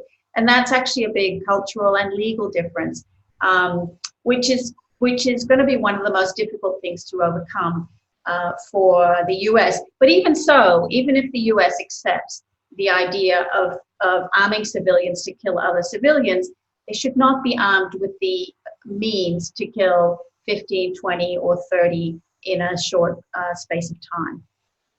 Absolutely. Do you see, as someone who studied and worked in this area for a very long time, do you see this as a single variable issue? To what extent do you see not just mental health issues, which we discussed a little bit before we started recording and on air, but do you also see there being some sort of interplay between the really high rate of medication that people are taking in the US when compared with other developed countries? Does that play in at all? Or is it just about the guns that are available? Well, I mean, nothing is simple. So it wouldn't be right to say that guns are the only contributor to bad behavior. And also, it's important, talking about mental health and medication and bad behavior, remember that in all developed countries, most gun deaths are suicides. So, and that doesn't tend to be of as much interest to the media, but the loss for families of someone committing suicide is actually, it's huge. It's and from a public health perspective, a young person committing suicide or a young person being killed, they're equally important to prevent. And it may be that Americans take more medication. It may be that Americans have some different ideas than people in other countries, although I don't know if that's true or not. But it's the guns that make it possible to turn that fantasy or that obsession into reality.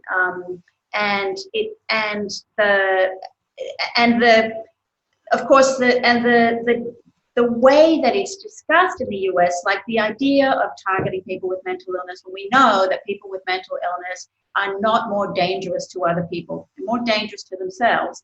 But and we also know that 20 to 25% of people in any developed country have a mental illness at some point in their lives. So in that case, it's such a large number of people, it really makes a lot more sense to go about it the way Australia and other countries do, which is instead of trying to go around picking people who are seen as aberrant, instead to have a system that says when you want to buy a gun, that's when you have to undergo some kind of screening. And it doesn't demonize whole groups of people who are no threat to anyone and who are already demonized. So it's sort of, if people have, maybe also like misuse of alcohol, maybe the meth epidemic, all those things might make people more prone to doing things that are stupid and wrong. But denying, restricting access to the means to turn that into injury and death is a lot more efficient and a lot fairer way to go about it. Rebecca, can you tell this audience about what happened in Tasmania, Port Arthur, in 1996 and the response of Australia and how? Yeah. So in 1996, we had a massacre in Australia, in Tasmania, and 35 people were killed by a young man very similar to the young men we see so often involved in American mass shootings. And he was armed with 2 assault weapons, which he had been able to buy, because in the state where he lived, the laws were very permissive. Those assault weapons, he would not have been able to buy them in some other states. And it highlighted the problem of having different laws in different states in Australia, which is also part of the problem in the US, that laws vary state by state. And so he killed 35 people, which at the time was the largest massacre of this type in the world. But we had had a campaign going for about 5 years in Australia, because there had been mass shootings occurring every so often, and we had a campaign which I coordinated to try to get to break through the noise and get the public and policymakers to understand what was the problem, what were the things that needed fixing with our laws. And what needed fixing was, we needed uniform laws across the country, we needed a ban on assault weapons, and we needed a uniform standard of licensing and registration of all guns. And when this tragedy happened, it was such a shock and just such a horror for the whole country, and including for our politicians.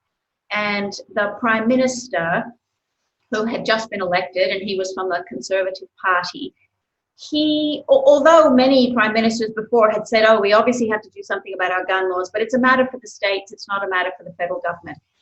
In this case, he said, I'm going to do something about it. And he called the states together, and he basically used his political power to say to them, this has got to stop. And he persuaded them to adopt a similar kind of a plan which had 10 or 11 minimum standards in it, and that was called the National Firearms Agreement. The states agreed to adopt it, and so that all the laws changed. And part of that, an important part of that plan, was a ban on semi-automatic rifles and shotguns and a buyback. So, because it's not much use banning a weapon and saying, well, we'll leave all the ones that are already out there. If you ban something, you need to remove it from society to make that ban effective. And so we had a buyback and destruction of 640,000 of those semi-automatic weapons, plus a lot more guns were handed in as well, and they were all destroyed. And we've seen since that time, that was 23 years ago, a massive reduction in gun violence. We've never had another one of those public mass shootings again. Apart from making people safer, it's meant a reduction in work for the police. Like, they don't have to be constantly chasing after gun criminals, because we have a lot fewer of them. And people still practice target shooting and hunting and all those kinds of things, but they just can't do it with semi-automatics anymore. That's the basic direction that all developed countries have gone with their laws, is recognizing it as a public health issue, and prioritizing the public health and safety over the fun that people have, or the fear that people have who might want to own guns for whatever reason. What you're saying is the U.S. is an undeveloped country. So you also mentioned that there are similar frontier cultures in Australia and in the United States. There's lots of similarities. Yeah. Population that was assaulted in order to make the white settlement work.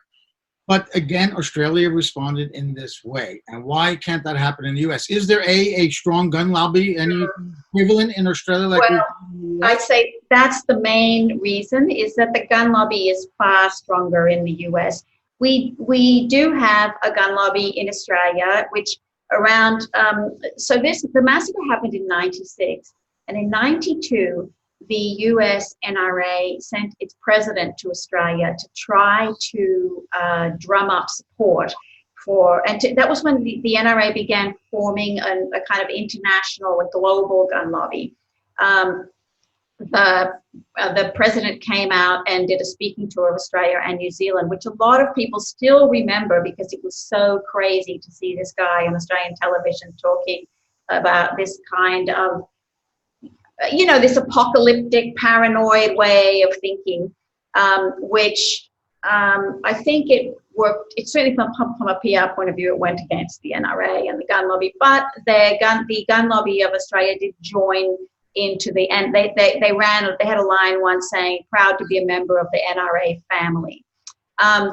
But they are not, they've never gained the same degree of power, and also because the role of money and politics is different in Australia, so they haven't had such a grip on members of parliaments as the NRA has a grip on the members of Congress. Still, I mean, they have, it wasn't easy to get those laws changed. We were at it for a long time trying to get them changed.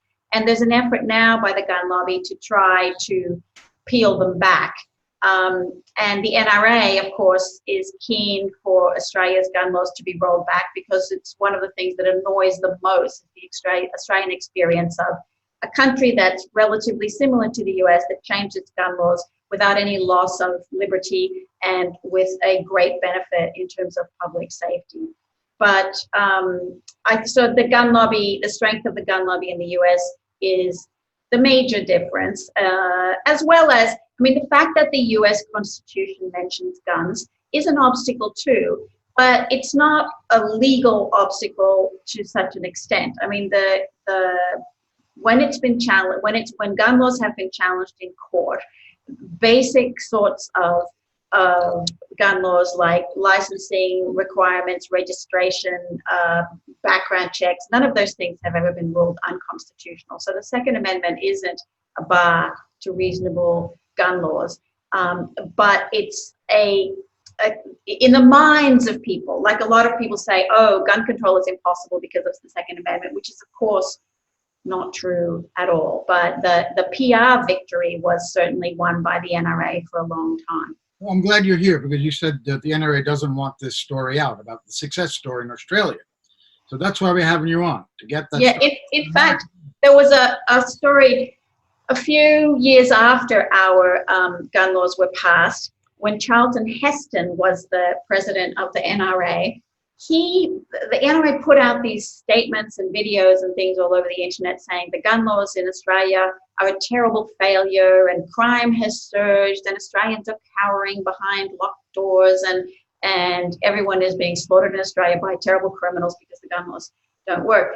So much so that the Attorney General of Australia wrote a letter to Charlton Heston, which was circulated among the embassies, and one of the embassies showed it to me, and then I also took it to the press, saying, dear Mr. Heston, please, stop telling lies about Australia's gun laws. They're a big success and everything. And he said in his letter, there are many lessons that Australia can learn from the United States, but how to prevent gun violence is not one of them. And I think that's the first time that Australia's leadership has had to write to a Hollywood movie star. You were great in the Planet of the Apes, but shut up about Australia's gun laws, please. Exactly. And they're very, it's amazing how they have absolutely no compunction about just telling flat out lies about this issue. I think I guess. Flat out lies about the Constitution. I have a piece that I wrote in 2012 that I just republished. All I had to do was change Connecticut, Sandy Hook, to Dayton and El Paso because nothing has changed. I argue in this piece that the Second Amendment is obsolete because it was put into the Constitution at a time when American leaders in the Revolution were against standing armies. That was one of the reasons for the resolution, because the standing army of Britain had broken into people's homes, etc., also for the Fourth Amendment. And once the U.S. got, which is now the largest standing army in the history of the world, there's no need for these militias. They were there because there wasn't a standing army. In fact, those militias became what is now the National Guard of each individual state. So it's an obsolete amendment that should be repealed. It never will. But I wonder if is that your interpretation as well? Of that Second Amendment? Yeah, I mean, it just seems so, I don't know, it's just so sad and incomprehensible that the whole country is being obliged to live with this threat because of this yeah, this provision that was written for a different time and that is able to be interpreted in a way that is consistent with having good gun laws. But I think it's not so much the Constitution as the politicians and the gun lobby that are standing in the way. Another thing that is striking about the discussion in America is that often it's presented as a choice between, you know, banning all guns or letting everyone have whatever weapon they want. And of course, the gun lobby says that in Australia we banned all guns, and that isn't absolute. That's not true at all. It's not true in that isn't. It's not. It hasn't been just a ban on guns. Like, or now or maybe they say, oh, should we have universal background checks, or should we have red flag laws permitting the police to look at specific people if a member of their family or a member of their workplace brings the attention of the authorities to that person. It's posed as a choice between one single measure or another single measure. And it's like, I mean, we didn't bring down the road toll only by speed limits. It wasn't a choice between drink driving laws and seatbelt laws. Like, when you have, you know, let's use our brains. We have various ways of dealing with it, and various measures are needed. One is to remove the absolute worst guns from circulation. One is to put a proper screening in place and to make it apply to everyone. One difficulty with the American background check system, by the way, is that it's this instant check that is carried out at a gun store. If you buy a gun at a gun store, and it just checks the computer to see if you've got criminal convictions. And the database that it checks is notoriously flawed because not all the information is in there and all that kind of thing. And it takes just a couple of minutes. And so if nothing comes up, then the seller is obliged to provide the gun to the person who wants to buy it. Well, not surprisingly, that misses out on a lot of people who shouldn't have guns. And for many people, like many mass killers and many domestic violence killers, they don't have a serious criminal conviction. Their first criminal offense is mass murder. And and therefore, once they've killed people, they're ineligible to have guns, but that's no use. So whereas in other countries, we have a licensing system. It means you apply for a license, the law enforcement authorities investigate, they're able to ask questions of people who know you, they're able to ask for references, they're able to to use human intelligence to consider, is this specific person suitable, not just is this person have any criminal convictions in a computer database. And so it just is like, if you want to do if you say we're going to have background checks, then you should have background checks that check people's background. And that's another, I mean, obviously any move toward increasing the number, toward closing that huge number of that gap that lots of people don't undergo any background check in America is important. But really you should be moving toward background checks that are much more substantial. And that is what's involved in a licensing system. And then the other aspect that, and the other thing that's talked about in the US is red flag laws, which is really important. That is, if somebody has personal knowledge of a person who should not have a gun, who's showing signs of, making state violent threats, things like that, that they should be able to contact the authorities and say, can you pay attention to this person because we're afraid that he's going to do something? And several American states have passed such laws already, and that is a really, really good thing. And that's also exists. That's also part of the system in other developed countries. Because the thing about a license is the license can be suspended or cancelled. The guns can be removed. You can have conditions put on the license. I knew someone who was a psychiatrist, and he had a client, a teenage girl, and she was suicidal. And she lived in a house where her brother had a big collection of guns. So this is in Australia. Psychiatrist went to the police and said, I'm concerned for the teenage girl. the owner of the guns hasn't done anything wrong, but it's a danger to the girl. And police went and spoke to the owner of the guns and said, we want you to store the guns somewhere else until the girl is safe or no longer living there. You know, it's a system. It's not just black or white, either or. If your overriding concern is public safety, then the system accommodates everyone's rights. So my advice to the US is ban semi-automatics, expand the background checks, but put in proper background checks, and also have the ability for people who are really obvious to people around them that there's a danger, that they pose a danger, that those people should have guns removed from them. You know, it's kind of it's not either or. Essentially, the U.S. should adopt the Australian model, despite what Malcolm Heston said about it. I mean, they should consider they should put public safety first, I guess. You know, there are different aspects that, of course, that the Australian model is pretty basic. There are other sorts of limitations. You know, an important part of the Canadian law, for example, is that somebody who applies for a gun license, part of that licensing process is that they always seek an opinion from the person's current or in the last 2 years spouse or partner or person in a spouse-like relationship. To just say this person's applied for a gun license, do you have any thoughts on it?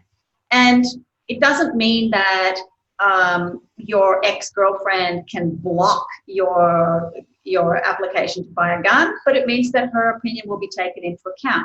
And what we find is that often people who are thinking of buying a gun, because they don't kind of want to have that discussion with their partner, they decide not to buy a gun.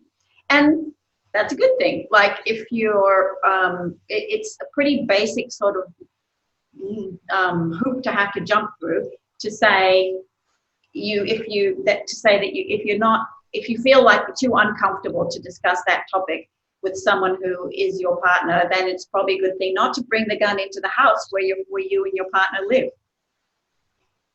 So there's lots of possible other measures that a broad investigation. I mean, in Australia, we had inquiry after inquiry and reviews and studies because we had many tragedies, and it was only, and when the laws changed in '96 was when the recommendations of these reports, which had basically sat on a shelf gathering dust, were finally put into place. And so at some point, I guess our hope is that American politicians will be moved to do the same.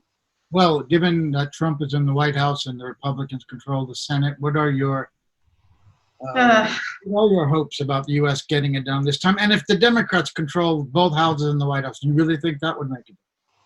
Well, when the Democrats did, it didn't make a difference. You know, I mean, the assault weapons ban was put in under Bill Clinton's administration. Yeah. And then it had a 10-year limit on, I believe, in 2003, the George W. Bush administration, unsurprisingly, let it. We see that come back again, even in a Democratic administration. Let's say a Sanders or Warren administration. We see that. Well, you would think. I mean, one of the problems with the assault weapons ban was that it was possible to circumvent it because it was drafted in a way that wasn't so smart, you know, so that manufacturers could just sort of tweak their weapons and say, oh, now it's not banned anymore. So an assault weapons ban, which was properly drafted, would be important to have, and also, I mean, I don't know. We just thought when the children were killed at Sandy Hook, we just thought surely now nothing. I mean, surely, however much money the gun lobby gives politicians, this must surely convince them. And then that didn't happen. And then when the the Parkland students became so active and so effective, so compelling and brilliant as advocates. And I think that that is going to be the key, the Parkland students and the mobilization of youth, getting more people to enroll to vote, things like that. But it's so just... It does make a huge statement about the U.S. culture, about money being more important than human lives and the safety of people's children. Yeah. Segment we're having a writer on, James Howard Kunstler, is going to talk more about the U.S. culture and its role. Yeah. No, I wanted to thank you, Rebecca Peters, for joining us from Sydney, Australia, to give great insights into this horrible problem that never seems to go away in the United States. Mass murder. Thank you again for joining. Thanks for having me. Good luck. Good luck to the U.S. We all want you to solve this problem. We all want to go on holidays there, you know. And you should not have to lose your children, and you should not have to lose members of your families to this, a cause of death that is so preventable. Or invent bulletproof backpacks for high school kids. You know, I mean, that's just a sad comment. Yeah. It's gone beyond satire, hasn't it? It's just the things that cartoonists propose, next thing they're actually real. So thanks for the work that you're doing too. Well, we appreciate you coming on, Rebecca. That was Rebecca Peters joining us from Sydney, Australia, and we'll be back in a moment.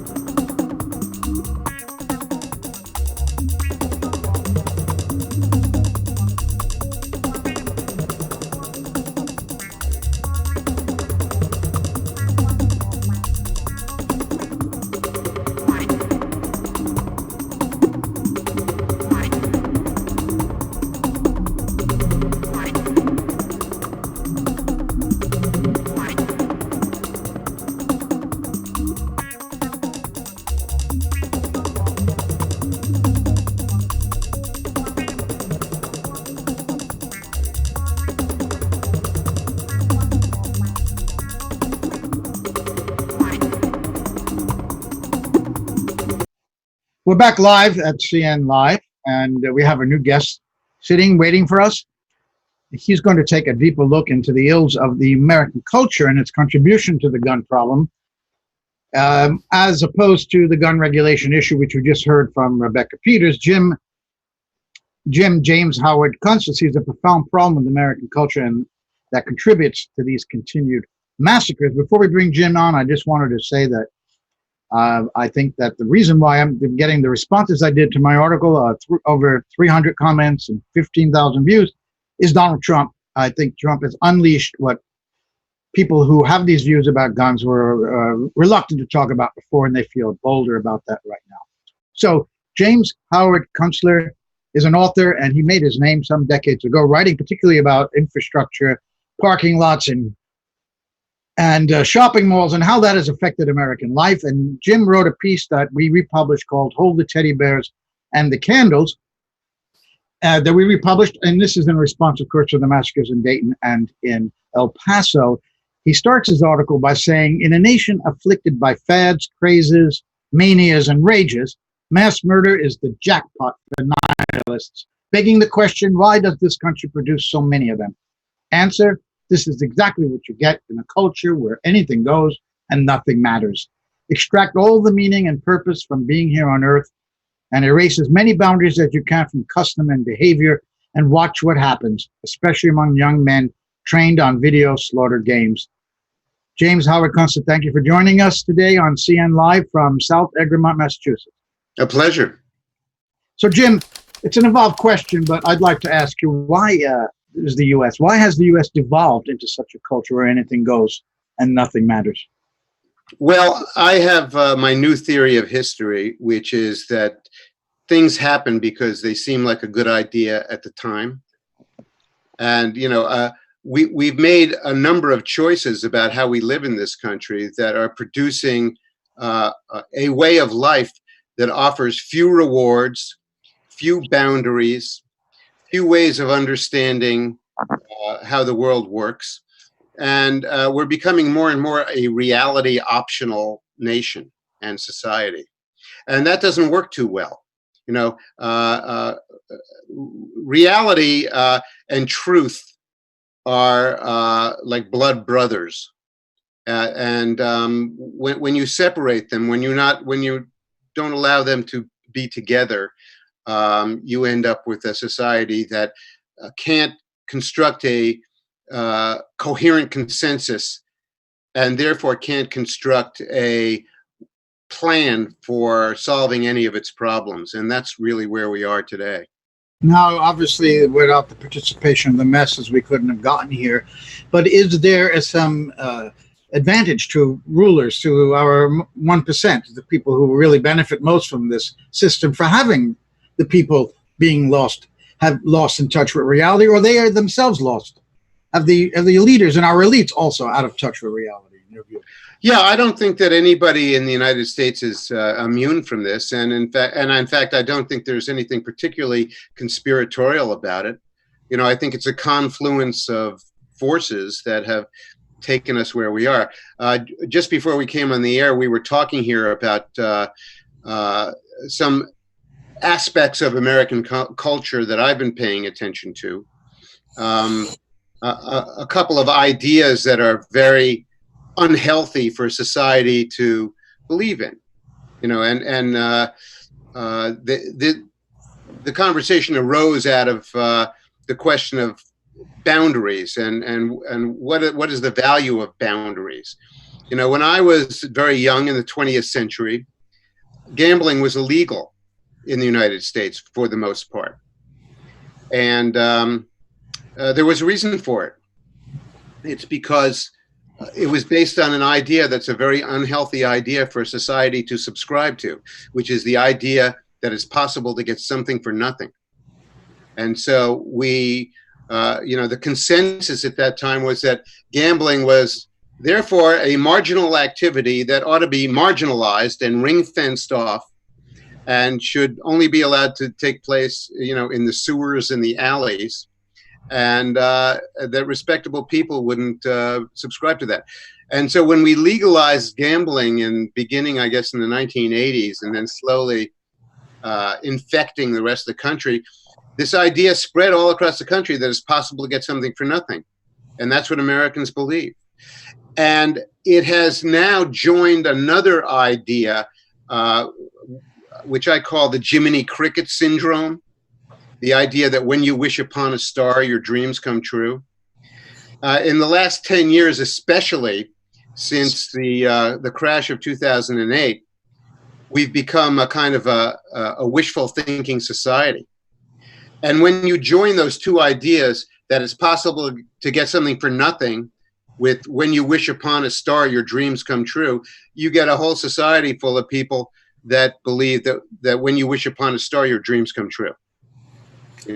Wishing upon a star used to be a acceptable idea for 7-year-olds, but now it's something that most of American adults believe in. And these are the kinds of things that are driving us to become a reality optional nation. But of course, that's only a small part of the dysfunction that we see in our society. Just thought I'd throw it out there like so much meat on the table. Well, what do you think the role of geography plays in this? I spent a lot of time overseas. And when I get out of the U.S., I feel kind of relaxation, no matter where I go, Middle East or Africa, wherever I am. And I get back here and I feel we're living in the U.S. in a bubble that's totally disconnected. physically by two huge oceans, and by this sense of our exceptionalism and being the most powerful nation, and we don't need anybody else, and everybody wants us. The rest of the world sees America in a very different way than Americans see themselves. Is that part of what you're talking about here? Well, when I come back from overseas, it's not so much a matter of whatever our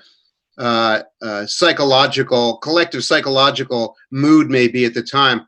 When I come back to Kennedy Airport in New York from overseas, I just want to gargle with Gillette Blue Blades. It's so depressing. Well, Kim, that sort of answers the question. Elizabeth.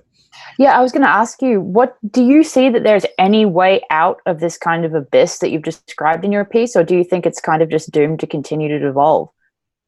Well, I'm not sure that it's an abyss. It's a bad situation.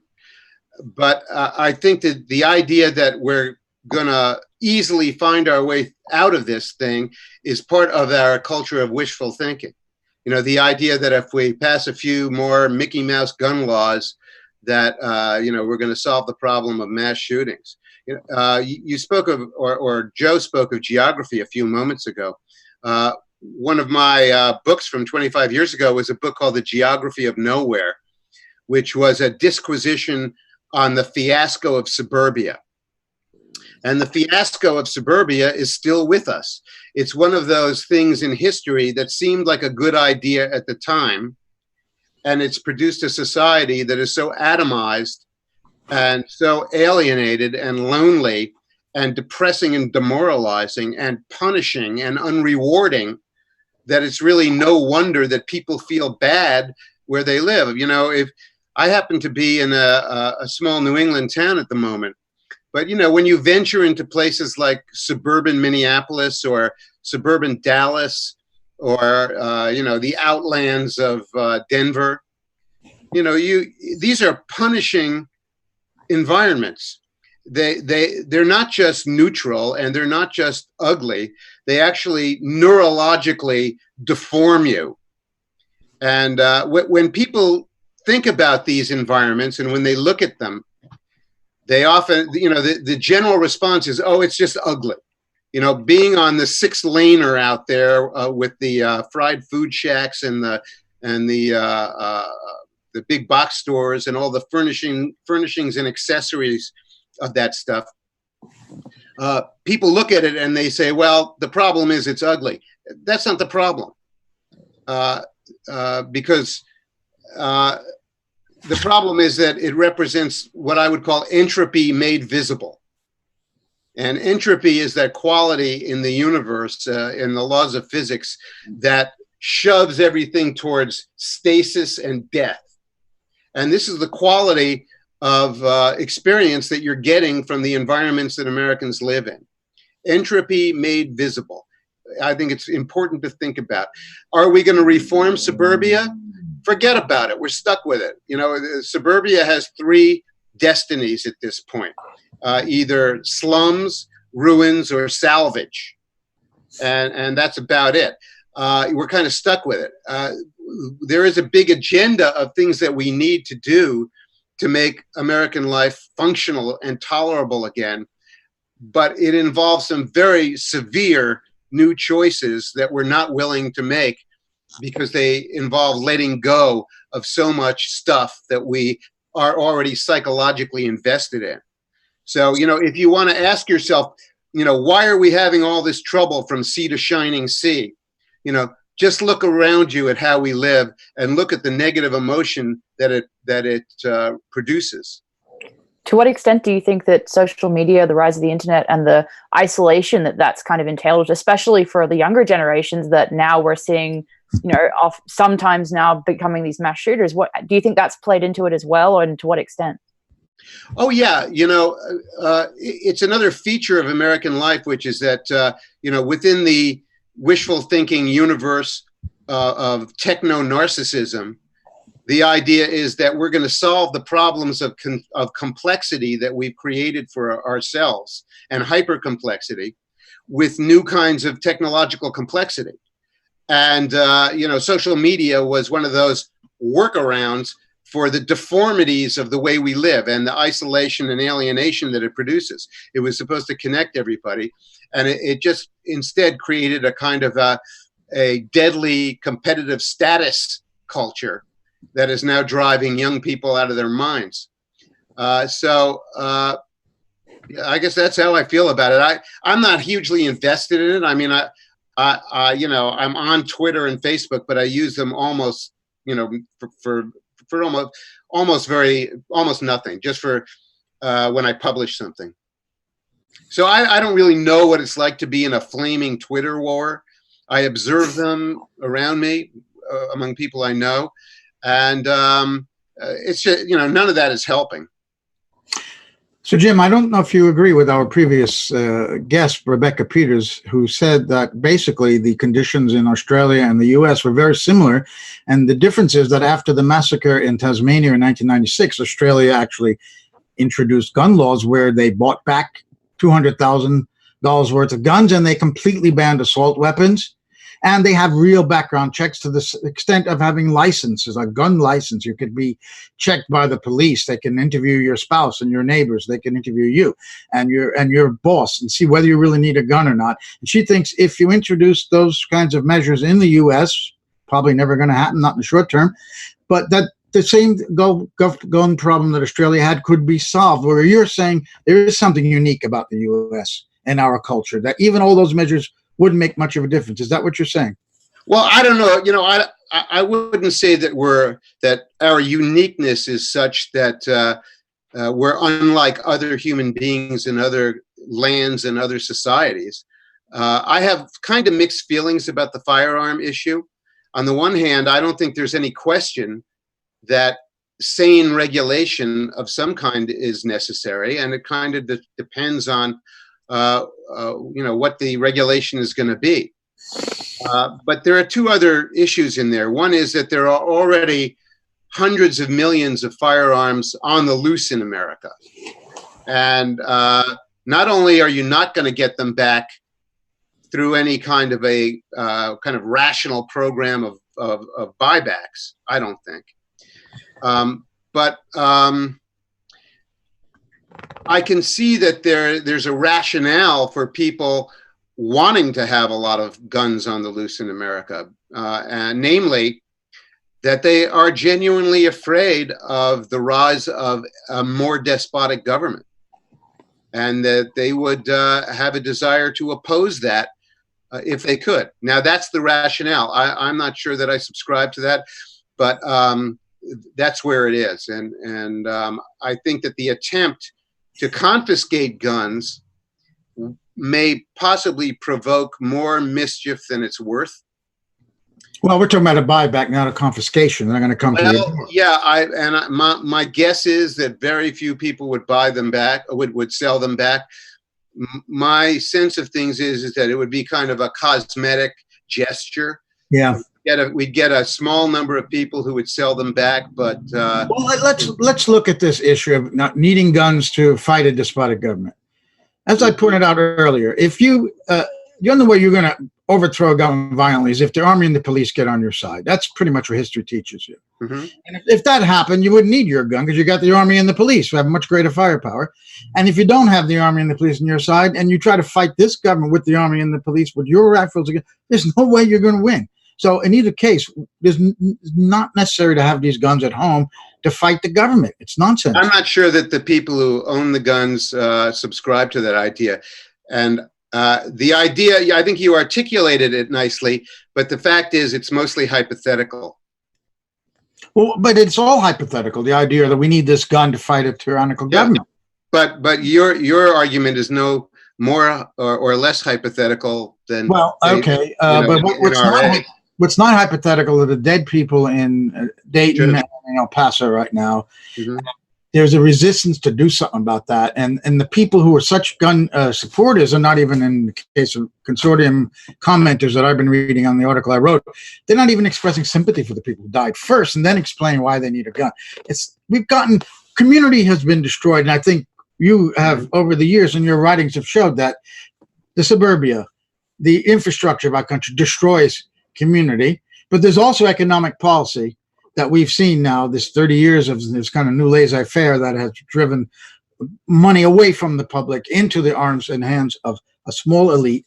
These are issues, and I wanted to ask you a third one you think plays a role in the gun violence here, and that is American overseas wars, imperialism, if you will. Our government is the most violent government on earth, without question, since the Second World War, involved almost continuously in warfare, and the destruction of nations and the killing of hundreds of millions of people when you consider Vietnam and in the Middle East. So does that have a role in the psychology of the American people as well when it comes to guns? Oh, I think very much, in many ways, from many angles.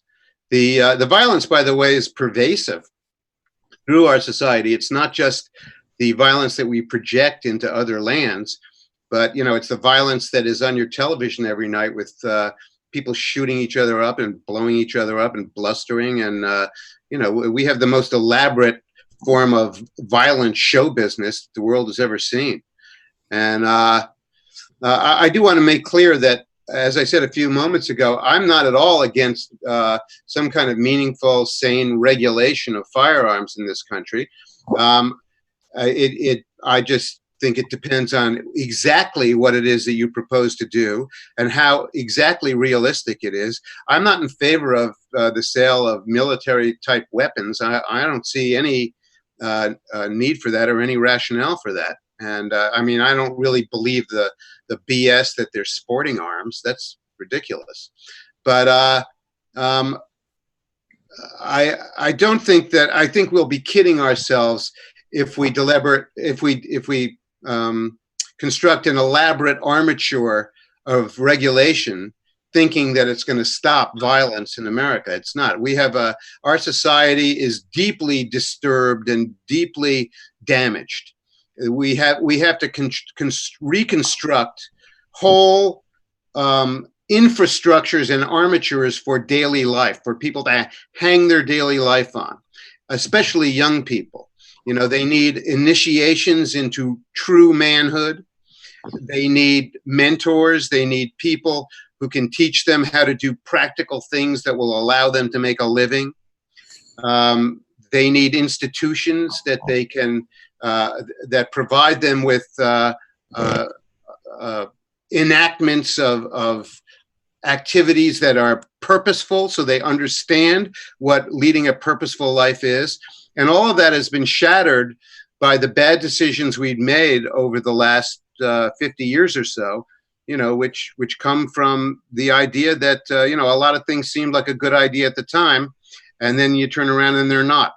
It seemed like a good idea at the time that you should give free pornography to every child in America over 5 years old. How's that working out? Well, Elizabeth. Well, I was going to say, in making a lot of the changes that you're suggesting culturally, in terms of educating young men in a different way, would, necessarily, I would imagine, cut down on the enlistment of these young men, because I think a lot of the kind of fetishization of violence in our culture does come from this encouragement of boys to see, killing people as part of a video game. And I'm not blaming video games, but many of them are situated in these military experiences, and then those boys go and enlist, and that's part of this culture of violence. So, do you think it would be feasible to try to change our culture when we've got this military industrial complex that wants those boys as, vehicles of carnage? I think our culture is going to be dragged kicking and screaming into epical change, whether it likes it or not. I published a couple of books recently. One was called The Long Emergency, about the global energy predicament and the global financial problem and the population overshoot situation. And I don't have any doubt that we're going to be compelled to downscale modern life and live more simply and live more locally, and that there are going to be a lot of losses entailed in that. And we're probably going to have to be living in an economy that is much more focused on food production and the activities that support it. And we can't even imagine that kind of change. It's going to be so drastic that it's going to blow people's minds. But that in itself will entail tremendous changes in the institutions that emergently self-reorganize to allow the human project to continue. There are two kinds of narcissism that are especially dangerous that are operating in our culture right now. One I call techno-narcissism. I've already mentioned it. And that's a kind of conviction that a whole bunch of technological rescue remedies are going to get us through this bottleneck that we're in. But the other one is a kind, and you just sort of expressed this tangentially, I think. The other one is organizational narcissism. The idea that we're going to organize our way through this by having meetings and committees. And that's not going to happen. Societies are, by nature, emergent and self-organizing. They are, in fact, organisms. And they respond to the circumstances that are presented in their time and place, and they behave accordingly. And we are going to respond to the scarcities of capital and the scarcities of energy, and that will compel us to reorganize American life, and indeed, life in the entire developed world and all across the planet. So, these are big changes that we're facing. My guess is that the semi or subconscious apprehension of the things we face is so upsetting to people in a broad sense that is partly responsible for the craziness and the reality optional behavior that we're seeing now, and for the acts of aggression and violence and rage that are breaking out. Well, we've been speaking with James Howard Kunstler from Massachusetts. He wrote an article recently we republished in Consortium News, and he ends it by saying the political process of recognizing what really ails this society is mired in bad faith, idiocy, and neuroticism, and the political actors are signaling their ineptitude clearly, which only adds to the sweeping demoralization of everybody else. On that cheerful note, we thank James for joining us on this edition of CN Live. We will have a new starting time next Friday, 1 p.m. Eastern Time, 1 to 3. We always go over a little bit. So remember, we start at 1 p.m. and we're ending at 3 or thereafter, starting next Friday. Of course, all of these programs are archived on our YouTube channel page. So I want to thank Elizabeth Voss, my co-host, Cathy Vogan, executive producer, also joined us today. George Szamuely for his intervention. Rebecca Peters in Sydney. Mark Davis, who spoke at that event on Thursday night in Sydney. And Lissa Johnson, who also spoke to us from Australia about Julian Assange. And Ebon Kim, who is our technical director. So once again, thank you very much for joining us. And we'll see you next Friday at 1 p.m. on CN Live. Get out your notebook.